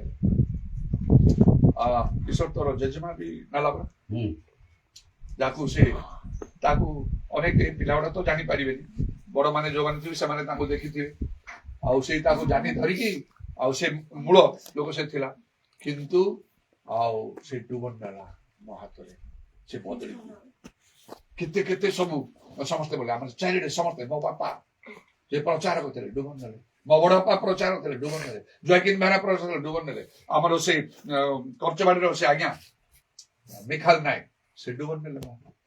ଏଇପରି ଭାବରେ ସେ ପାଷ୍ଟର ଆଉ ଜୟ ଭାର୍ଗୀସ ଆସିଲେ କଟକରୁ, ଆଉ ମୁଁ ସେତେବେଳେ ପାଷ୍ଟର ବି ହେଇନଥାଏ, ତେଣୁ ସେମାନେ କେତେ ଜଣଙ୍କୁ ଡୁବନ ନେଇକି ଦେଇକି ସେ ଗଲେ ଚାପଡ଼ ପଙ୍ଗାରେ, ଆମର ବୁଣ୍ଡିଂ ଏରିଆର, ଆଉ ତାପରେ ଖାରିଗୁଡାରେ ସବୁ ଆବଶ୍ୟକ। ବାଇବେଲ ଲେଖା ମାର୍କ 16 ପର୍ବର ତାର 15 ସୁସମାଚାର ପ୍ରଚାର କର, ସମୁଦାୟ ଜଗତ ଯାଇ ଯେ ବିଶ୍ୱାସ କରି ବାପ୍ତିସ୍ମ ପରିତ୍ରାଣ ପାଇବ, ଯେ ବିଶ୍ୱାସ କର ସେ ଦଣ୍ଡାଖିଆ ପାଇବ। ଡୁବନ ନେଉନଥିଲେ, ବାକ୍ୟ କହୁଛି ଡୁବନ ନେବାକୁ ପଡିବ। ଦଶମାଂଶ ଦଉନଥିଲେ ତ ପ୍ରଭୁଙ୍କ ଦ୍ରବ୍ୟ ଚୋରି, ନାନା ପ୍ରକାର ଦଣ୍ଡ ଆସିବ। ଆଉ ମୁଁ ଆଜି ଖର୍ଚ୍ଚ ବୋଧେ କାଲି ଚଳିବ ନାହିଁ। ଚୋରଟାକୁ ଯଦି ଜିନିଷ କାର ଟଙ୍କା ସୁନା ଚୋରି କରିନଉଥିବ, ତାକୁ ଦେଖାଯିବ, କିଏ ଛାଡିଦବ? ଭାଇ ଆଉ କଣ କୁଆଡେ ଯାଉଛୁ, କେମିତି ଭଲ କି ମନ୍ଦ କି କଣ, ଆସ ଖାଇ ପିଇ ଯାଉ ନାହିଁ, ଦେଖିଲା ମତେ ଗୋଡେଇ ଗୋଡେଇ ଗୋଡେଇ ଗୋଡେଇ ତାକୁ ଧରିବ, ଧରିକି କଣ ତାକୁ ମାଡ ଫାଡ ମାରିବେ, ତାପରେ କଣ ଦରକାର ହେଲେ ପୋଲିସ ଷ୍ଟେସନରେ ଥୋଇବେ। ଦଶମାଂଶ ନଦେଲେ ପ୍ରଭୁଙ୍କର ଦ୍ରବ୍ୟ ଚୋରି। ମଲାଖି 3 ପର୍ବର ଲେଖା ଅଛି। ତାକୁ ପ୍ରଭୁ କଣ କରିବେ? ଆଶୀର୍ବାଦ କରିବେ। ତା ପ୍ରାର୍ଥନା କେମିତି ଶୁଣିବେ? ହେଇପାରିବ ନାହିଁ। ଗୋଟେ ସ୍ୱପ୍ନ ଦର୍ଶନ ନାହିଁ, ସ୍ୱପ୍ନ ଦର୍ଶନ ନାହିଁ, କିଛି ଲୋକମାନଙ୍କ ଦର୍ଶନରେ ପ୍ରଦର୍ଶନ ଲେଖାରେ ମୁଁ ପଢିଥିଲି, ଯେତେବେଳେ ଯୀଶୁ ସେମାନଙ୍କୁ କିଛି ଲୋକଙ୍କୁ ନେଇକି ଦେଖାଉଛନ୍ତି ନରକ ବୁଲେଇ ବୁଲେଇ, କାହିଁକି ନରକରେ ଲୋକ ଅଛନ୍ତି, ତାଙ୍କର ଛାତିରେ ଆଉ ଗୋଟେ ଫଳକରେ ଲେଖା ହେଇକି ଅଛି। କାହା ପାଇଁ ଲେଖା ଅଛି? ବ୍ୟଭିଚାର କର୍ମ ହେତୁ ନରକରେ ଅଛି। ଆଉ ଜଣକ ଲେଖା ହେଇଛି ମୁଁ ଦଶମାଂଶ ନବଦେବା ହେତୁ ନରକରେ ଅଛି। ପଚାରିଲେ ପ୍ରଭୁ ଏଇଟା ମାନେ ସମ୍ଭବ? ଦଶମାଂଶ ଦେଲାନି କହିକି ଜଣେ ନରକ ଗଲା? କହିଲା ହଁ, ଦଶମାଂଶ ଦେଇଥିଲେ, ଏମାନେ ନ ଦେବାରୁ ମୋର କାର୍ଯ୍ୟ ଅଟିଗଲା। ମୋର ଅନେକ ଲୋକମାନେ ଅଛନ୍ତି ଯୋଉମାନଙ୍କ ଚାକିରି ବ୍ୟବସାୟ କିଛି ନାହିଁ, ଖାଇ ପିଇ ବଞ୍ଚିବେ କେମିତି? ଦଶମାଂଶରୁ ବଞ୍ଚନ୍ତି ନା। ଲେବୀୟ ମାନଙ୍କୁ କହିଥିଲେ କୌଣସି ଚାକିରି କାମ ବ୍ୟବସାୟ ତମର ନାହିଁ, ଲୋକମାନେ ଯୋଉ ଦାନ ଦଶମାଂଶ ଇତ୍ୟାଦି ଦେବେ ସେଥିରେ ବଞ୍ଚିବ। ପ୍ରଭୁ ଲୋକମାନଙ୍କ ପାଖରେ ପଇସା ନାହିଁ, ସେମାନେ ଯିବେ କେମିତି, କାମ କରିବେ କେମିତି? ତେଣୁ ସୁସମାଚାର ପ୍ରଚାର ବାଧାପ୍ରାପ୍ତ ହେଲା। ଏମାନେ କାର୍ଯ୍ୟ ନ କଲେ ପରିତ୍ରାଣ ଆସିବନି। ପିତରଙ୍କ ପରି ଲୋକ ଯାଇକି କର୍ଣ୍ଣିଲ ଗୃହରେ ଟିକେ କଥା କହୁ କହୁ ପବିତ୍ର ଆତ୍ମାଙ୍କର ବୃଷ୍ଟି ହେଲା। ଏମିତି ମୁଁ ମୋ ଲୋକମାନଙ୍କୁ ପ୍ରସ୍ତୁତ କରି ରଖିଛି। ଏମାନେ ଯାଇପାରୁନାହାନ୍ତି, ତାଙ୍କ ପାଖରେ ଘର ଭଡା ନାହିଁ, ଗାଡି ଭଡା ନାହିଁ, ଘର ଭଡା ଦେଇ ପାରୁନାହାନ୍ତି, ଖିଆପିଆ କରିପାରୁନାହାନ୍ତି। ତମେ 10 ମାସ ଏଥିରେ ମାନେ ବଞ୍ଚିଥାନ୍ତେ ନା, କାମ କରିଥାନ୍ତେ ନା, ତେଣୁ ତମେ ଦାୟୀ। ଏଇଥିପାଇଁ 10 ମାଂସ ନ ଦବା ଲୋକ ସେଦିନ ଆଉ କିଛି ହେଇପାରିବ ନାହିଁ। ପ୍ରକାଶ ବାକ୍ୟ 22:14 ଲେଖା ଅଛି, ଯୋଉମାନେ ବସ୍ତ୍ର ଦଉଛନ୍ତି, ଓଡିଆରେ ଇଂରେଜୀରେ ଯୋଉମାନେ ଆଜ୍ଞା ମାନନ୍ତି ସେମାନେ କେବଳ ଭିତରକୁ ଯିବେ। ସେ ପାରଦେଶରେ ସ୍ୱର୍ଗ ରାଜ୍ୟରେ, ଅନ୍ୟମାନେ ବାହାରେ ରହିବେ। ଗିର୍ଜା ପ୍ରାର୍ଥନା ରକ୍ଷା କରିପାରିବନି, ଆମକୁ ପ୍ରଚାର କଲେ ରକ୍ଷା କରିପାରିବନି। ଆମକୁ ମତେ ପରେ ଏତିକି କାମ କଲା ପରେ ମତେ ସେ ସ୍ୱପ୍ନରେ ଦେଖି ମତେ କୁହାହେଲା ଯେ ତୁମର ମୋ ନାଁ ଅଛି ଏଠି, ତୁମ ନାଁ ଲେଖାଇ ନଥିଲେ ତୁମେ ଭିତରେ ପଶି ପାରିନଥାନ୍ତ। ଏତେ ପାଠ ପଢି ସବୁ ଛାଡିଲି, ଏତେ ତାଡନା ନିନ୍ଦା ସବୁ ଭିତରେ ଏତେ କାମ କଲି, ସବୁ ବାକ୍ୟକୁ ସଫଳ କରିକି ମତେ ପୁଣି ଏମିତି କୁହାହେଲା। ତାହେଲେ ମୋ ସହିତ ତମାନେ ନିଜକୁ ତୁଳନା କରିପାରିବ କି? ଏତେ ପାଠ ପଢିକି ମୁଁ ସବୁ ଛାଡିଦେଲି, କିଛି ନ କରିକି ଏତେ ତାଡନା ଭିତରେ ମୁଁ କେତେ କେମିତି ଭାବରେ ପ୍ରଭୁଙ୍କର କାର୍ଯ୍ୟ କରୁଥିଲି। ଚାରିଆଡେ ବୁଲି ବୁଲି ଅକ୍ଲାନ୍ତ ପରିଶ୍ରମ କରିକି କୋଉ ଖ୍ରୀଷ୍ଟିଆନ ସଂସ୍ଥାରେ ମଧ୍ୟ ନ ମିଶି କଟକରେ ସ୍ୱାଧୀନ ଭାବରେ କାର୍ଯ୍ୟ କରୁଛି। ପ୍ରଭୁଙ୍କର ବାକ୍ୟ ସବୁ ମାନିକି ମତେ ଯଦି ଏମିତି କୁହାହେଲା, ତମକୁ କଣ ଛାଡି ଦିଆହବ। ତେଣୁକରି ପିତର ତାଙ୍କ ପୁସ୍ତକରେ ଲେଖୁଛନ୍ତି, ଧାର୍ମିକ ଲୋକ କଷ୍ଟରେ ପରିତ୍ରାଣ, ପାପୀ କୋଉଠି ମୋ ଦେଖିବ, ସିରିୟସ୍ ହେବାକୁ ପଡିବ। ଗଛରେ ଚଢିବାକୁ ହବ ଆମକୁ। ଯେ ଚଢି ପାରିବ ଯୀଶୁଙ୍କୁ ଦେଖିବ। ହାଲେଲୁୟା। ସାଧୁ ଲାମାରିଆ, କଣ ସେଟା? ପ୍ରେଜ୍ ଦ ଲର୍ଡ। ଆରାମିକ ଭାଷାରେ ଯୀଶୁ ଯୋଉ ଭାଷା କହୁଥିଲେ। তবে প্রভুঙ্কর ধন্যবাদ হোক। তেমন বাধ্যতা চিন্তা করে এই দিন গুড়াকরে চিন্তা কর, কেউ বাক্য মানুছ কোটা মানু না। প্রভু কহিদিও সরি ভুলে গেলা, প্রভু প্লিজ মতে ক্ষমা করে তোমার রক্তের মতে ধরি দিও। এই বাক্য মু পালন করি পারি আজঠু মানিবি। দেখ প্রভু বদলি যাবে, দর্শন দেবে, কথা কবে, খুশি হবে। ধরিবেনি প্রভু বেশি কথা, কারণ দেখা হচ্ছে সে আমার গঠন জানନ୍ତି। ଆମେ ଧୂଳି ମାତ୍ର, କୋଉ ସୁନା ରୂପାରେ ଆମେ ବନାହୀନ, ଧୂଳି ମାତ୍ର, ବହି ଯାଇ ଫେରି ନ ଆସିବା ବାୟୁ ପରି, ବିପଦ ଗମନରେ ମାଂସ ମାତ୍ର। ଏଥିପାଇଁ ଏମାନଙ୍କର ପାପ ଧର୍ମ ଅନୁସାରେ ସେ ଆମକୁ ଦଣ୍ଡ ଦେଇନାହାନ୍ତି। ମାତ୍ର ତାଙ୍କର ମହାଦୟା ପ୍ରେମରେ ଯଦି ଆମେ ବାକ୍ୟ ମାନୁ ନାହୁଁ, ମରି ଯାଇଥିଲେ ନରକ ଯାଇଥାନ୍ତୁ, ବଞ୍ଚେଇକି ରଖିଛନ୍ତି, ସୁଯୋଗ ଦେଇଛନ୍ତି।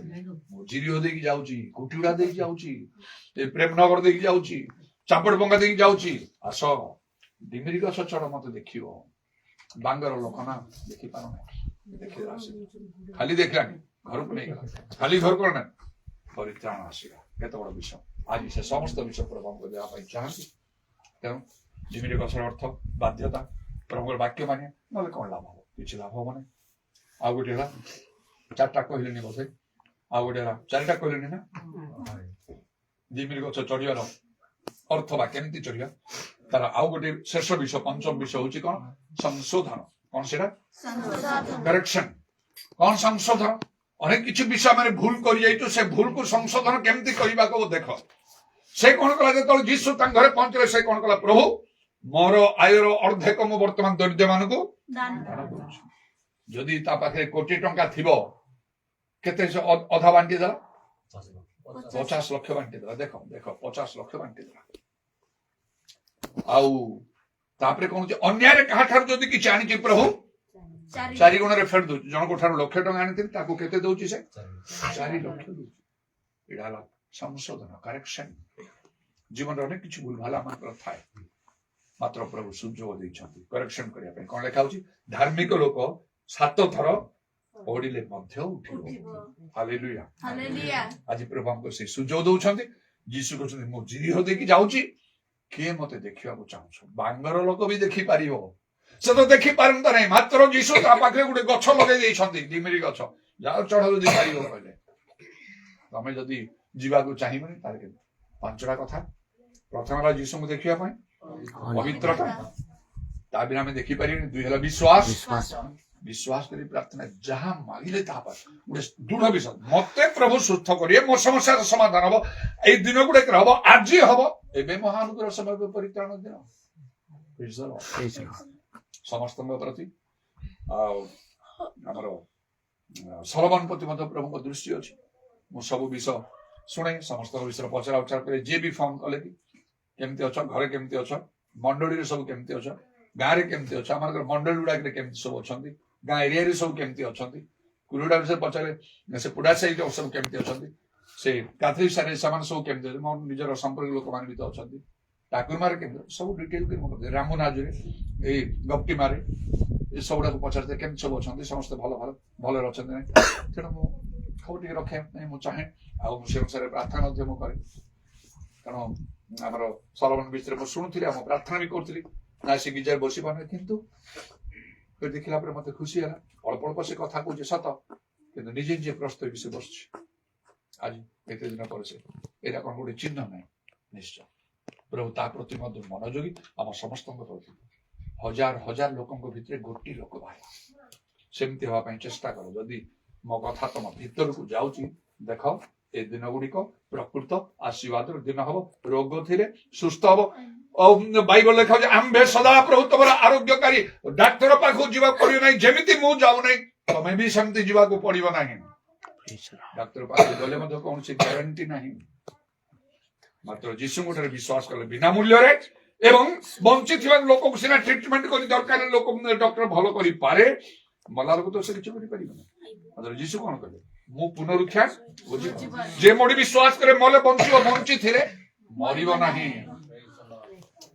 ମୋର ସମସ୍ୟାର ପ୍ରଭୁ ସମାଧାନ କରିଦେବେ, ମୋ ପରିବାରରେ ଶାନ୍ତି ଆଣିବେ, ମୋ ବ୍ୟବସାୟରେ ପ୍ରଭୁ ଉନ୍ନତି ଦେବେ, ମତେ ଚାକିରି ଦେବେ ନିଶ୍ଚୟ। ମୋର ଯୋଉ କାର୍ଯ୍ୟରେ ବିଫଳତା ଅଛି ସେଟାକୁ ସଫଳ କରିଦେବେ, ଶୟତାନର କାର୍ଯ୍ୟ ବିନାଶ କରିଦେବେ। এই ପ୍ରକାର ଚିନ୍ତାଧାରା ଆମର ଭିତରେ ରଖିବାକୁ ହବ। ଆଉ ଯୀଶୁ ତାହା କରିବା ପାଇଁ ସମର୍ଥ, କାରଣ ସେ କହିଲେ ଏହା ମନୁଷ୍ୟର ସାଧ୍ୟ, ଈଶ୍ୱରଙ୍କର ସମସ୍ତ ସାଧ୍ୟ। ଜଗତରେ ଯୀଶୁ ଥିଲେ ମଣିଷ ଭାବରେ ବାହାରକୁ, ମାତ୍ର ଅନ୍ତର ଭିତରେ ସେ 100କୁ 100 ଈଶ୍ୱର। ତେଣୁ ଲେଖା ହଉଛି ତାହାଙ୍କ ନାମ କଣ, ଆଶ୍ଚର୍ଯ୍ୟ ମନ୍ତ୍ରୀ, ପରାକ୍ରାନ୍ତ ପରମେଶ୍ୱର, ମାଇଟି ଗଡ୍। ଯୀଶୁଙ୍କର ପରିଚୟ ସେ ଯିଶା 9:6 ଲେଖା। ତେଣୁ ଯୀଶୁ ତାଙ୍କୁ ପଚାରିଲେ ତୁମେ କିଏ? ସେ କହିବେ ଆଉ ଆମେ ଶୁଣୁଛୁ ତମେ ହଉଛ ଆଶ୍ଚର୍ଯ୍ୟ, ମୁଁ ସେଇ। ତୁମେ ପୁଣି ମନ୍ତ୍ରୀ, ଆଉ ତାପରେ ତୁମେ ପୁଣି ଅନନ୍ତକାଳୀନ ପିତା, ମୁଁ ସେୟା। ଆଉ ତମେ ପୁଣି ଶାନ୍ତିରାଜ, ହଁ। ଆଉ କଣ ଚୁପ ରହିବେ। ଯୀଶୁ କହିବେ ଆଉ ଗୋଟେ ବିଷୟ ଜାଣିନ ତମେ, ମୁଁ ହଉଛି ପରାକ୍ରାନ୍ତ ପରମେଶ୍ୱର, ମାଇଟି ଗଡ୍, ଅଲମାଇଟି ଗଡ୍। ମଣିଷ ରୂପ ନେଇକି ଜଗତକୁ ଆସିଛୁ କଣ ପାଇଁ? ପ୍ରାଣ ଦେବି ସମସ୍ତେ ପରିତ୍ରାଣ ପାଇବେ। ଆଦ୍ୟରେ ବାକ୍ୟ ଥିଲେ, ବାକ୍ୟ ଈଶ୍ୱରଙ୍କର ସଙ୍ଗରେ ଥିଲେ, ବାକ୍ୟ ହିଁ ଈଶ୍ୱର ଥିଲେ, ମାନେ ଆଦ୍ୟରେ ଯୀଶୁ ଥିଲେ, ଯୀଶୁ ଈଶ୍ୱରଙ୍କର ପିତାଙ୍କ ସଙ୍ଗରେ ଥିଲେ, ଏ ବାକ୍ୟ ଯୀଶୁ ହିଁ ଈଶ୍ୱର ଥିଲେ। ସେ ପୁସ୍ତକରେ ଲେଖା ହଉଛି ତାଙ୍କଠାରେ ସମ୍ପୂର୍ଣ୍ଣ ଈଶ୍ୱରତ୍ୱ ଦେହବନ୍ତ ହେଇକି ବାସ କରୁଛି। ପ୍ରଭୁଙ୍କର ଧନ୍ୟବାଦ। ଏ ସତ୍ୟ ଯିଏ ଜାଣିଲା ଅନନ୍ତ ଜୀବନ ପାଇଲା। ଯୋନା 17:3 ଲେଖା ହେଲା କଣ, ଏକମାତ୍ର ସତ୍ୟ ଯେ ତୁମକୁ ପୁଣି ତୁମ ପ୍ରେରିତ ଯୀଶୁ ଖ୍ରୀଷ୍ଟଙ୍କୁ ଜାଣିବା ଅନନ୍ତ ଜୀବନ। ତାଙ୍କୁ ଜାଣିଲା ଯେ ସେ ଅନନ୍ତ ଜୀବନ। ପ୍ରଭୁ ଆଶୀର୍ବାଦ ଆଉ ସମୟ କରିବି ନାହିଁ, ବହୁତ କ୍ଳାନ୍ତ ବି ଲାଗୁଥିଲା, ଏତେ ସମୟ ଲାଗିଲା। ସବୁ ବାସ ସାମସନ୍ ବି କହୁଥିଲେ ନାଇଁ ମତେ ବହୁତ ଟାଇଲ ହଉ, ତଥାପି ସେ ମତେ କିଛି କଥା କହିଲେ, ଆସ ଆଜି ଯେତିକି ନା ମାନେ ଏକତ୍ର ରହିବା, এই ଦିନଟାକୁ ବିଶେଷ ଭାବରେ ବ୍ୟବହାର କରି ଏଫିସିୟ 5 ପର୍ବର 16 ପଦ ଅନୁସାରେ କଣ କରିବା, ସୁଯୋଗର କରିବା ପାଇଁ କଣ କରିବା କହ, ଢିମିରି ଗଛ ଚଢିବା। ଢିମିରି ଗଛ କେମିତି ଚଢିବା, କଣ ଆବଶ୍ୟକ, ପବିତ୍ରତା, ବିଶ୍ୱାସ, ଉଦ୍ଯୋଗ, ବାଧ୍ୟତା, ସଂଶୋଧନ। ଏବେ ସମସ୍ତେ ଠିଆ ସମସ୍ତେ ଆଖି ବନ୍ଦ କରିବା, ବିଶେଷ ଭାବରେ କଥାବାର୍ତ୍ତା କରନି, ଆଖି ବନ୍ଦ କରି ସମସ୍ତେ ଠିଆ ହବ। ପ୍ରଭୁ ଯୀଶୁ ତାଙ୍କର ଦକ୍ଷିଣ ପାର୍ଶ୍ୱରେ କେବଳ ଉପବେଶନ କରୁଛନ୍ତି ତାହା ନାହିଁ, ମାତ୍ର ସେମାନଙ୍କ ମଧ୍ୟରେ ଆଜି ଏ ସ୍ଥାନରେ ଉପସ୍ଥିତ ଅଛନ୍ତି। ଯେହେତୁ ଆକାଶ ବୁଦ୍ଧି ଲୋପ ତାଙ୍କ ବାକ୍ୟ ଲୋପ ହବ ନାହିଁ। ଲେଖା ଅଛି ପ୍ରଭୁ ଯୀଶୁ ନିଜେ କହିଲେ ମାଥ୍ୟୁ 18 ପର୍ବର 20 ପଦରେ, ଯେଉଁ ସ୍ଥାନରେ ମନରେ 2 ବା 3 ଜଣ, ଆମେ କେତେ ଲୋକ ଅଛୁ, ମୁଁ ସେମାନଙ୍କ ମଧ୍ୟରେ ଉପସ୍ଥିତ, ତାହେଲେ କେତେ ଅଧିକ ଭାବରେ ଯୀଶୁ ଆମମାନଙ୍କ ମଧ୍ୟରେ ଉପସ୍ଥିତ ଅଛନ୍ତି। ଈଶ୍ୱର ଅଛନ୍ତି ଯୋଉମାନେ ଯତ୍ନ ତାଙ୍କର ଅନ୍ୱେଷଣ ସେ ସେମାନଙ୍କର ପୁରସ୍କାର ଦରକାର। ଏହା ତାଙ୍କ ଛାମୁକୁ ଆସିବାର ବିଶ୍ୱାସ କରି ଦରକାର। ଏ ବିଶ୍ୱାସ ଯଦି ଆମ ଠାରେ ନାହିଁ କିଛି ଲାଭ ହବ ନାହିଁ, ପ୍ରଭୁ ଖୁସି ହେଇପାରିବେ ନାହିଁ।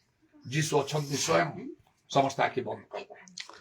ভয় কম করে আপনা আপনা পরিত্রাণ সাধন ଯୀଶୁ ସ୍ୱୟଂ ଆମମାନଙ୍କ ମଧ୍ୟରେ ଅଛନ୍ତି ଆମମାନଙ୍କୁ ପ୍ରେମ କରୁଛନ୍ତି କୁଚୁଡା ଗ୍ରାମକୁ ପ୍ରେମ କରୁଛନ୍ତି ଆମମାନଙ୍କ ଏ ଅଞ୍ଚଳକୁ ପ୍ରେମ କରୁଛନ୍ତି ଏ ମହାନ ଅଞ୍ଚଳକୁ ଆମଙ୍କର ମଣ୍ଡଳୀ ସମଗ୍ର ଗଜପତି ଜିଲ୍ଲା ବାସା ମାନିଆ ଦ୍ୱାରା ବାସା ସମସ୍ତେ ଟିକେ ମୁଖ ଖୋଲା କରି ଆସ୍ତେ ଆସ୍ତେ ପ୍ରାର୍ଥନା କରିବାକୁ ଆରମ୍ଭ କର ମୋର ଭାଷା ବି କୁହ ନିଜ ଭାଷା ବି କୁହ ନିଜର ପାପ ଭୁଲ ସ୍ୱୀକାର କର ପ୍ରଭୁଠାରେ ଯାହା କହିବା କଥା କହିଦିଅ ଖ୍ରୀଷ୍ଟଙ୍କ ଠାରେ ନୂତନ ସୃଷ୍ଟିରେ ପରିଣତ ହେଇଯିବ ଆମେ ପୁରାତନ ବିଷୟ ସବୁ ଚାଲିଯିବ ସବୁ ଯାକ ନୂତନ ହେଇଯିବ ପ୍ରଭୁ ଆମମାନଙ୍କୁ ଦେଖା ଦେବା ପାଇଁ ଚାହାନ୍ତି ଦର୍ଶନ ଦେବା ପାଇଁ ଚାହାନ୍ତି କଥା କହିବା ପାଇଁ ଚାହାନ୍ତି ଆମକୁ ଗୃହକୁ ଯିବା ପାଇଁ ଚାହାନ୍ତି ଆମକୁ ଆଶୀର୍ବାଦ କରିବା ପାଇଁ ଚାହାନ୍ତି ଆମ ରୋଗ ଶୁଦ୍ଧ କରିବା ପାଇଁ ଚାହାନ୍ତି ସମସ୍ୟାର ସମାଧାନ କରିବା ପାଇଁ ଚାହାନ୍ତି The name of Jesus, the name of Jesus, the name of Jesus. ପୁରା ସବାର ଖାଲାରା ବାରିଆରା ବାରା ବାରା ବାରା ବାରା Holy, holy, holy, holy, holy, holy, holy, holy, holy, holy, holy, holy, holy, holy, holy, holy, holy. प्रभु तुम्हारा हमारा प्रशंसा करो आज समय में धन्यवाद तुम धन्यवाद प्रभु हालेलुया हालेलुया हालेलुया शबाला बाला बाला बा समस्त दुख भला करी प्रार्थना करो से निरंतर प्रभु तारे निजको समर्पण करि दियो निजर पाप भूल स्वीकार करो विश्वास करो से हमर मध्य अछंती प्रार्थना सुनुछंती राज्य करूछंती दरबार खराब दल समान जीवन बदल दियो हालेलुया रोग सुख होई दियो हालेलुया हमर मनवान सब Lord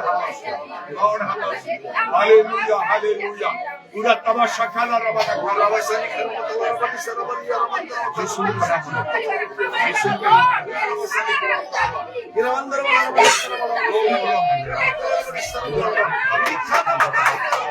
Thank you, Jesus. Hallelujah, praise God. Thank you, Jesus.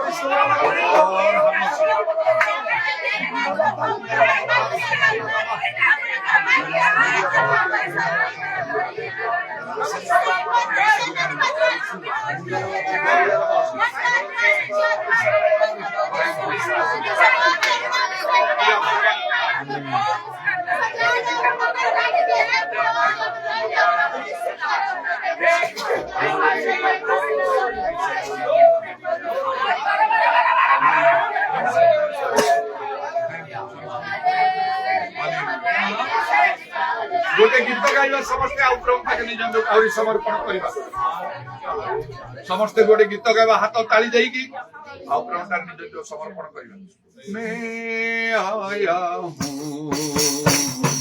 तेरी शरण में यीशु मैं आया हूं तेरी शरण में यीशु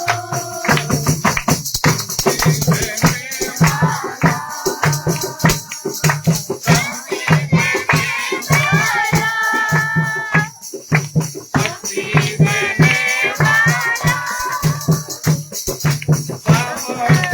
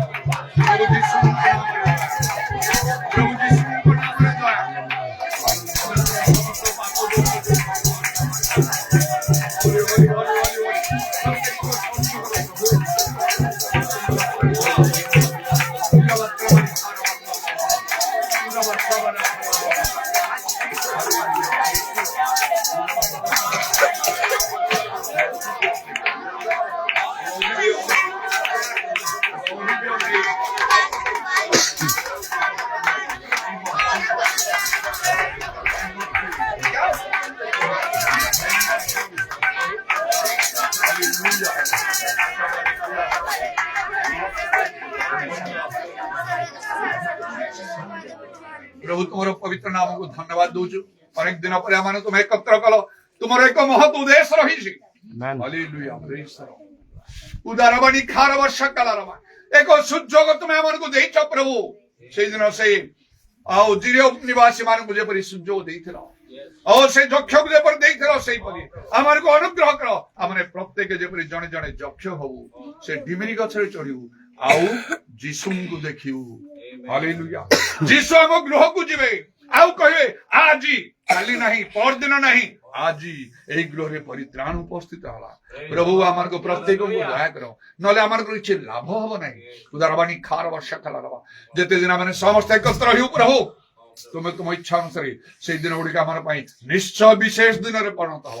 আজ বিশেষ করে স্থান উপস্থিত প্রত্যেকଙ୍କୁ দয়া কর, পাপ ক্ষমা কর, রোগ সুস্থ কর, আশ্চর্য কর্ম মান সাধন কর। বিশেষ করে আমি সলমনକୁ তোমার সমর্পণ করুছু। অভিষেক হেতুর জ্বালি বিনষ্ট হও প্রভু, তুমি তাকে যথেষ্ট ভাবে পবিত্র আত্মারে পূর্ণ করিছ। হালেলুয়া। ইদারবাণী খারবা শাকালা রবাণী খার বন্ধনবা বুদ্ধি জ্ঞান মধ্য তুমি ଦେଇଛ। তুমি ତା ସହିତ କଥା କହ, ତାର ବନ୍ଧନ ଖୋଲି ଯାଉ ଯୀଶୁଙ୍କ ନାମରେ। ଆଜି ରାତି ଏକ ବିଶେଷ ରାତ୍ରି ତା ପାଇଁ ହଉ, ସ୍ୱପ୍ନ ଦର୍ଶନରେ କଥା କୁହ। ହାଲେଲୁୟା। ଉପସ୍ଥିତ ପ୍ରତ୍ୟେକଙ୍କୁ ଅନୁଗ୍ରହ କର, ଯାହାର ଯେକୌଣସି ରୋଗ ବ୍ୟାଧି ଅଛି ସେଥିରୁ ସୁସ୍ଥ କର, ଶୈତାନର କାର୍ଯ୍ୟରୁ ମୁକ୍ତ କର, ସମସ୍ୟା ଗୁଡିକର ସମାଧାନ କର। ବିଶେଷ କରି ପବିତ୍ର ଆତ୍ମାରେ ପ୍ରତ୍ୟେକଙ୍କୁ ପରିପୂର୍ଣ୍ଣ କର। ଛୋଟ ପିଲାମାନଙ୍କୁ ଆଶୀର୍ବାଦ କର, କେଡେ ସୁନ୍ଦରରେ ସେମାନେ ବସି ଗୀତ ପ୍ରାର୍ଥନା କରୁଛନ୍ତି, ବାଜା ବଜାଉଛନ୍ତି, ସରଳ ମନରେ କରୁଛନ୍ତି, ସେମାନଙ୍କୁ ବି ଆଶୀର୍ବାଦ କର। ସେମାନେ ତୁମ ସଙ୍ଗେ ପରିଚିତ ହୁଅନ୍ତୁ, ସେମାନଙ୍କ ପାଠ ପଢା ସବୁରେ ବି ତୁମେ ସେମାନଙ୍କୁ ଆଶୀର୍ବାଦ କର। ବିଶେଷ କରି ପବିତ୍ର ଆତ୍ମାଙ୍କ ଦାନ ପ୍ରତ୍ୟେକଙ୍କୁ ତୁମେ ଦାନ କର ପ୍ରଭୁ। ହାଲେଲୁୟା। ଶବାରା ଖାଲାରା ବାନିଆ ଦାରାବାନି ଖାରାବା শাকালা রবা আমাদের সব মণ্ডলীକୁ ତୁମେ ଦୟା କର। ବିଶେଷ କରି ସେଇ ରୂପୀ ଭଉଣୀଙ୍କ ପ୍ରତି ଅନୁଗ୍ରହ କର। ଅଭିଷେକ ହେତୁ ଜ୍ୱାଳି ବିନଷ୍ଟ ହଉ। ତୁମ ବାକ୍ୟ ପଢି ତୁମେ ତାଙ୍କୁ ସୁସ୍ଥ ଦାନ କରି ତାଙ୍କୁ ଅତି ଶୀଘ୍ର ଫେରି ଆସିବା ପାଇଁ ତୁମେ ସାହାଯ୍ୟ କର। Hallelujah, praise the Lord. এই কুটুড়া এই গ্রামবাসী সমস্তଙ୍କୁ ট্যামসার প্রত্যেক পরিবারକୁ দয়া কর। শয়তানর পরাক্রম নষ্ট হও, যেপরি পূর্বে ଥିଲେ সেইপরি ସେମାନେ ସମସ୍ତେ ଏକ ମନରେ ଯେପରି ତୁମର ସେବା କରିବେ। ପ୍ରଭୁ ପଛକୁ ଅନେଇବେ ନାହିଁ, ଦୟାକରି ସାହାଯ୍ୟ କର। ଆମର ସମସ୍ତ ମଣ୍ଡଳୀକୁ ଦୟା କର। ଅନେକ ଥିଲେ ଆମର ସଙ୍ଗରେ ଯୋଉମାନେ ଏବେ ନାହାନ୍ତି, ଆମର ସେ ମଣ୍ଡଳୀର ସେ ସମସ୍ତଙ୍କୁ ମଧ୍ୟ ସ୍ମରଣ କରୁଛୁ। ସମସ୍ତଙ୍କ ପ୍ରତି ଅନୁଗ୍ରହ କର, ଦୟା କର, ଆକର୍ଷଣ କର ସେମାନଙ୍କୁ। ଉଦାରବାଣୀ ଖାରବା ଉରାବା শাকালা ରବା ଉଦାରବାଣୀ ଖାରବନ୍ଦାଲା ରବା ଯୀଶୁଙ୍କ ନାମରେ ଦୟା କର। ସେ ପ୍ରାଙ୍କଲ ଭାଇ ଆସିଲେ, ମତେ ଏଠି ଛାଡି ଦେଇ ଗଲେ, ସେ ଯାଉଛନ୍ତି ପ୍ରଭୁ ଏତେ ପରିଶ୍ରମ କରିକି, ଆଉ ସେ ଦିନ ସାରା ଗାଡି ଚଲେଇକି ଆସି ପୁଣି ସେ ରାତ୍ରି ଗଲେ। ତାଙ୍କୁ କେତେ କହିଲୁ ରହିବା ପାଇଁ, କିନ୍ତୁ ତାଙ୍କର ଡ୍ୟୁଟି ଅଛି କହିକି ସେ ଗଲେ, ଯେପରି ସେ ଭଲରେ ଯାଇ ପହଞ୍ଚିବେ। ଅନୁଗ୍ରହ ତାଙ୍କ ପାଇଁ କେତେ ବଡ ଆଶ୍ଚର୍ଯ୍ୟ କର୍ମ କଲ। 8 ବର୍ଷ ପରେ ଗୋଟେ କନ୍ୟା ସନ୍ତାନ ତୁମେ ଦେଲ। ସେମାନେ ମଧ୍ୟ ଆଉ ସେଥିରେ ଆନନ୍ଦ କରୁଛନ୍ତି, କୃତଜ୍ଞ ହଉଛନ୍ତି ତୁମଠାରେ। ତୁମେ ସେମାନଙ୍କୁ ମଧ୍ୟ ଦୟା କର। ଆଗାମୀ ସମୟର ସମସ୍ତ ସେବାକୁ ତୁମେ ନିୟନ୍ତ୍ରଣ କର। ତୁମରି ହସ୍ତରେ ଆମେ ସମସ୍ତେ ନିଜ ନିଜକୁ ସମର୍ପଣ କରି ତୁମର କଣ୍ଠବେଦ ପାଦ ପ୍ରଣାମ ଚୁମ୍ବନ କରି ନିତ୍ୟ ଜୀବିତ ପ୍ରଭୁ ଯୀଶୁ ଖ୍ରୀଷ୍ଟଙ୍କ ନାମରେ ଏହି ପ୍ରାର୍ଥନା କରୁଛି, ଆମେନ୍। ଦୁଇ ହାତ ସମସ୍ତେ ଉପରକୁ ଉଠେଇବା। He is Lord, He is Lord, He has risen from the dead, He is Lord. Every tongue will say that Jesus Christ is Lord. Say Prabhu, say Prabhu, Jai Prabhu, Prabhu,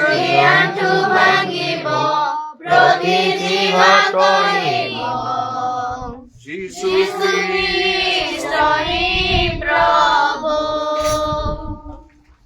ପିତା ଈଶ୍ୱରଙ୍କର ପ୍ରେମ, ପ୍ରଭୁ ଶ୍ରୀକୃଷ୍ଣଙ୍କର ଅନୁଗ୍ରହ, ପବିତ୍ର ଆତ୍ମାଙ୍କର ସହଭାଗିତା, ପ୍ରଭୁ ଶ୍ରୀକୃଷ୍ଣଙ୍କର ଗୌରବମୟ ପୁନରାଗମନ ପର୍ଯ୍ୟନ୍ତ ଆମ ପ୍ରତ୍ୟେକଙ୍କ ସହବର୍ତ୍ତୀ ହୁଅନ୍ତୁ। ଆମେନ୍। ଜୟ ଯୀଶୁ ମସିହ କି ଜୟ, ଜୟ ଯୀଶୁ ମସିହ କି ଜୟ, ଜୟ ଯୀଶୁ ମସିହ କି ଜୟ। Hallelujah, hallelujah, hallelujah, hallelujah, hallelujah, hallelujah. Praise the Lord, ପ୍ରେଜ୍ ଦ ଲର୍ଡ, ପ୍ରେଜ୍ ଦ ଲର୍ଡ, ପ୍ରେଜ୍ ଦ ଲର୍ଡ, ପ୍ରେଜ୍ ଦ ଲର୍ଡ, ପ୍ରେଜ୍ ଦ ଲର୍ଡ। ସମସ୍ତଙ୍କୁ ପ୍ରେଜ୍ the Lord. Praise the Lord.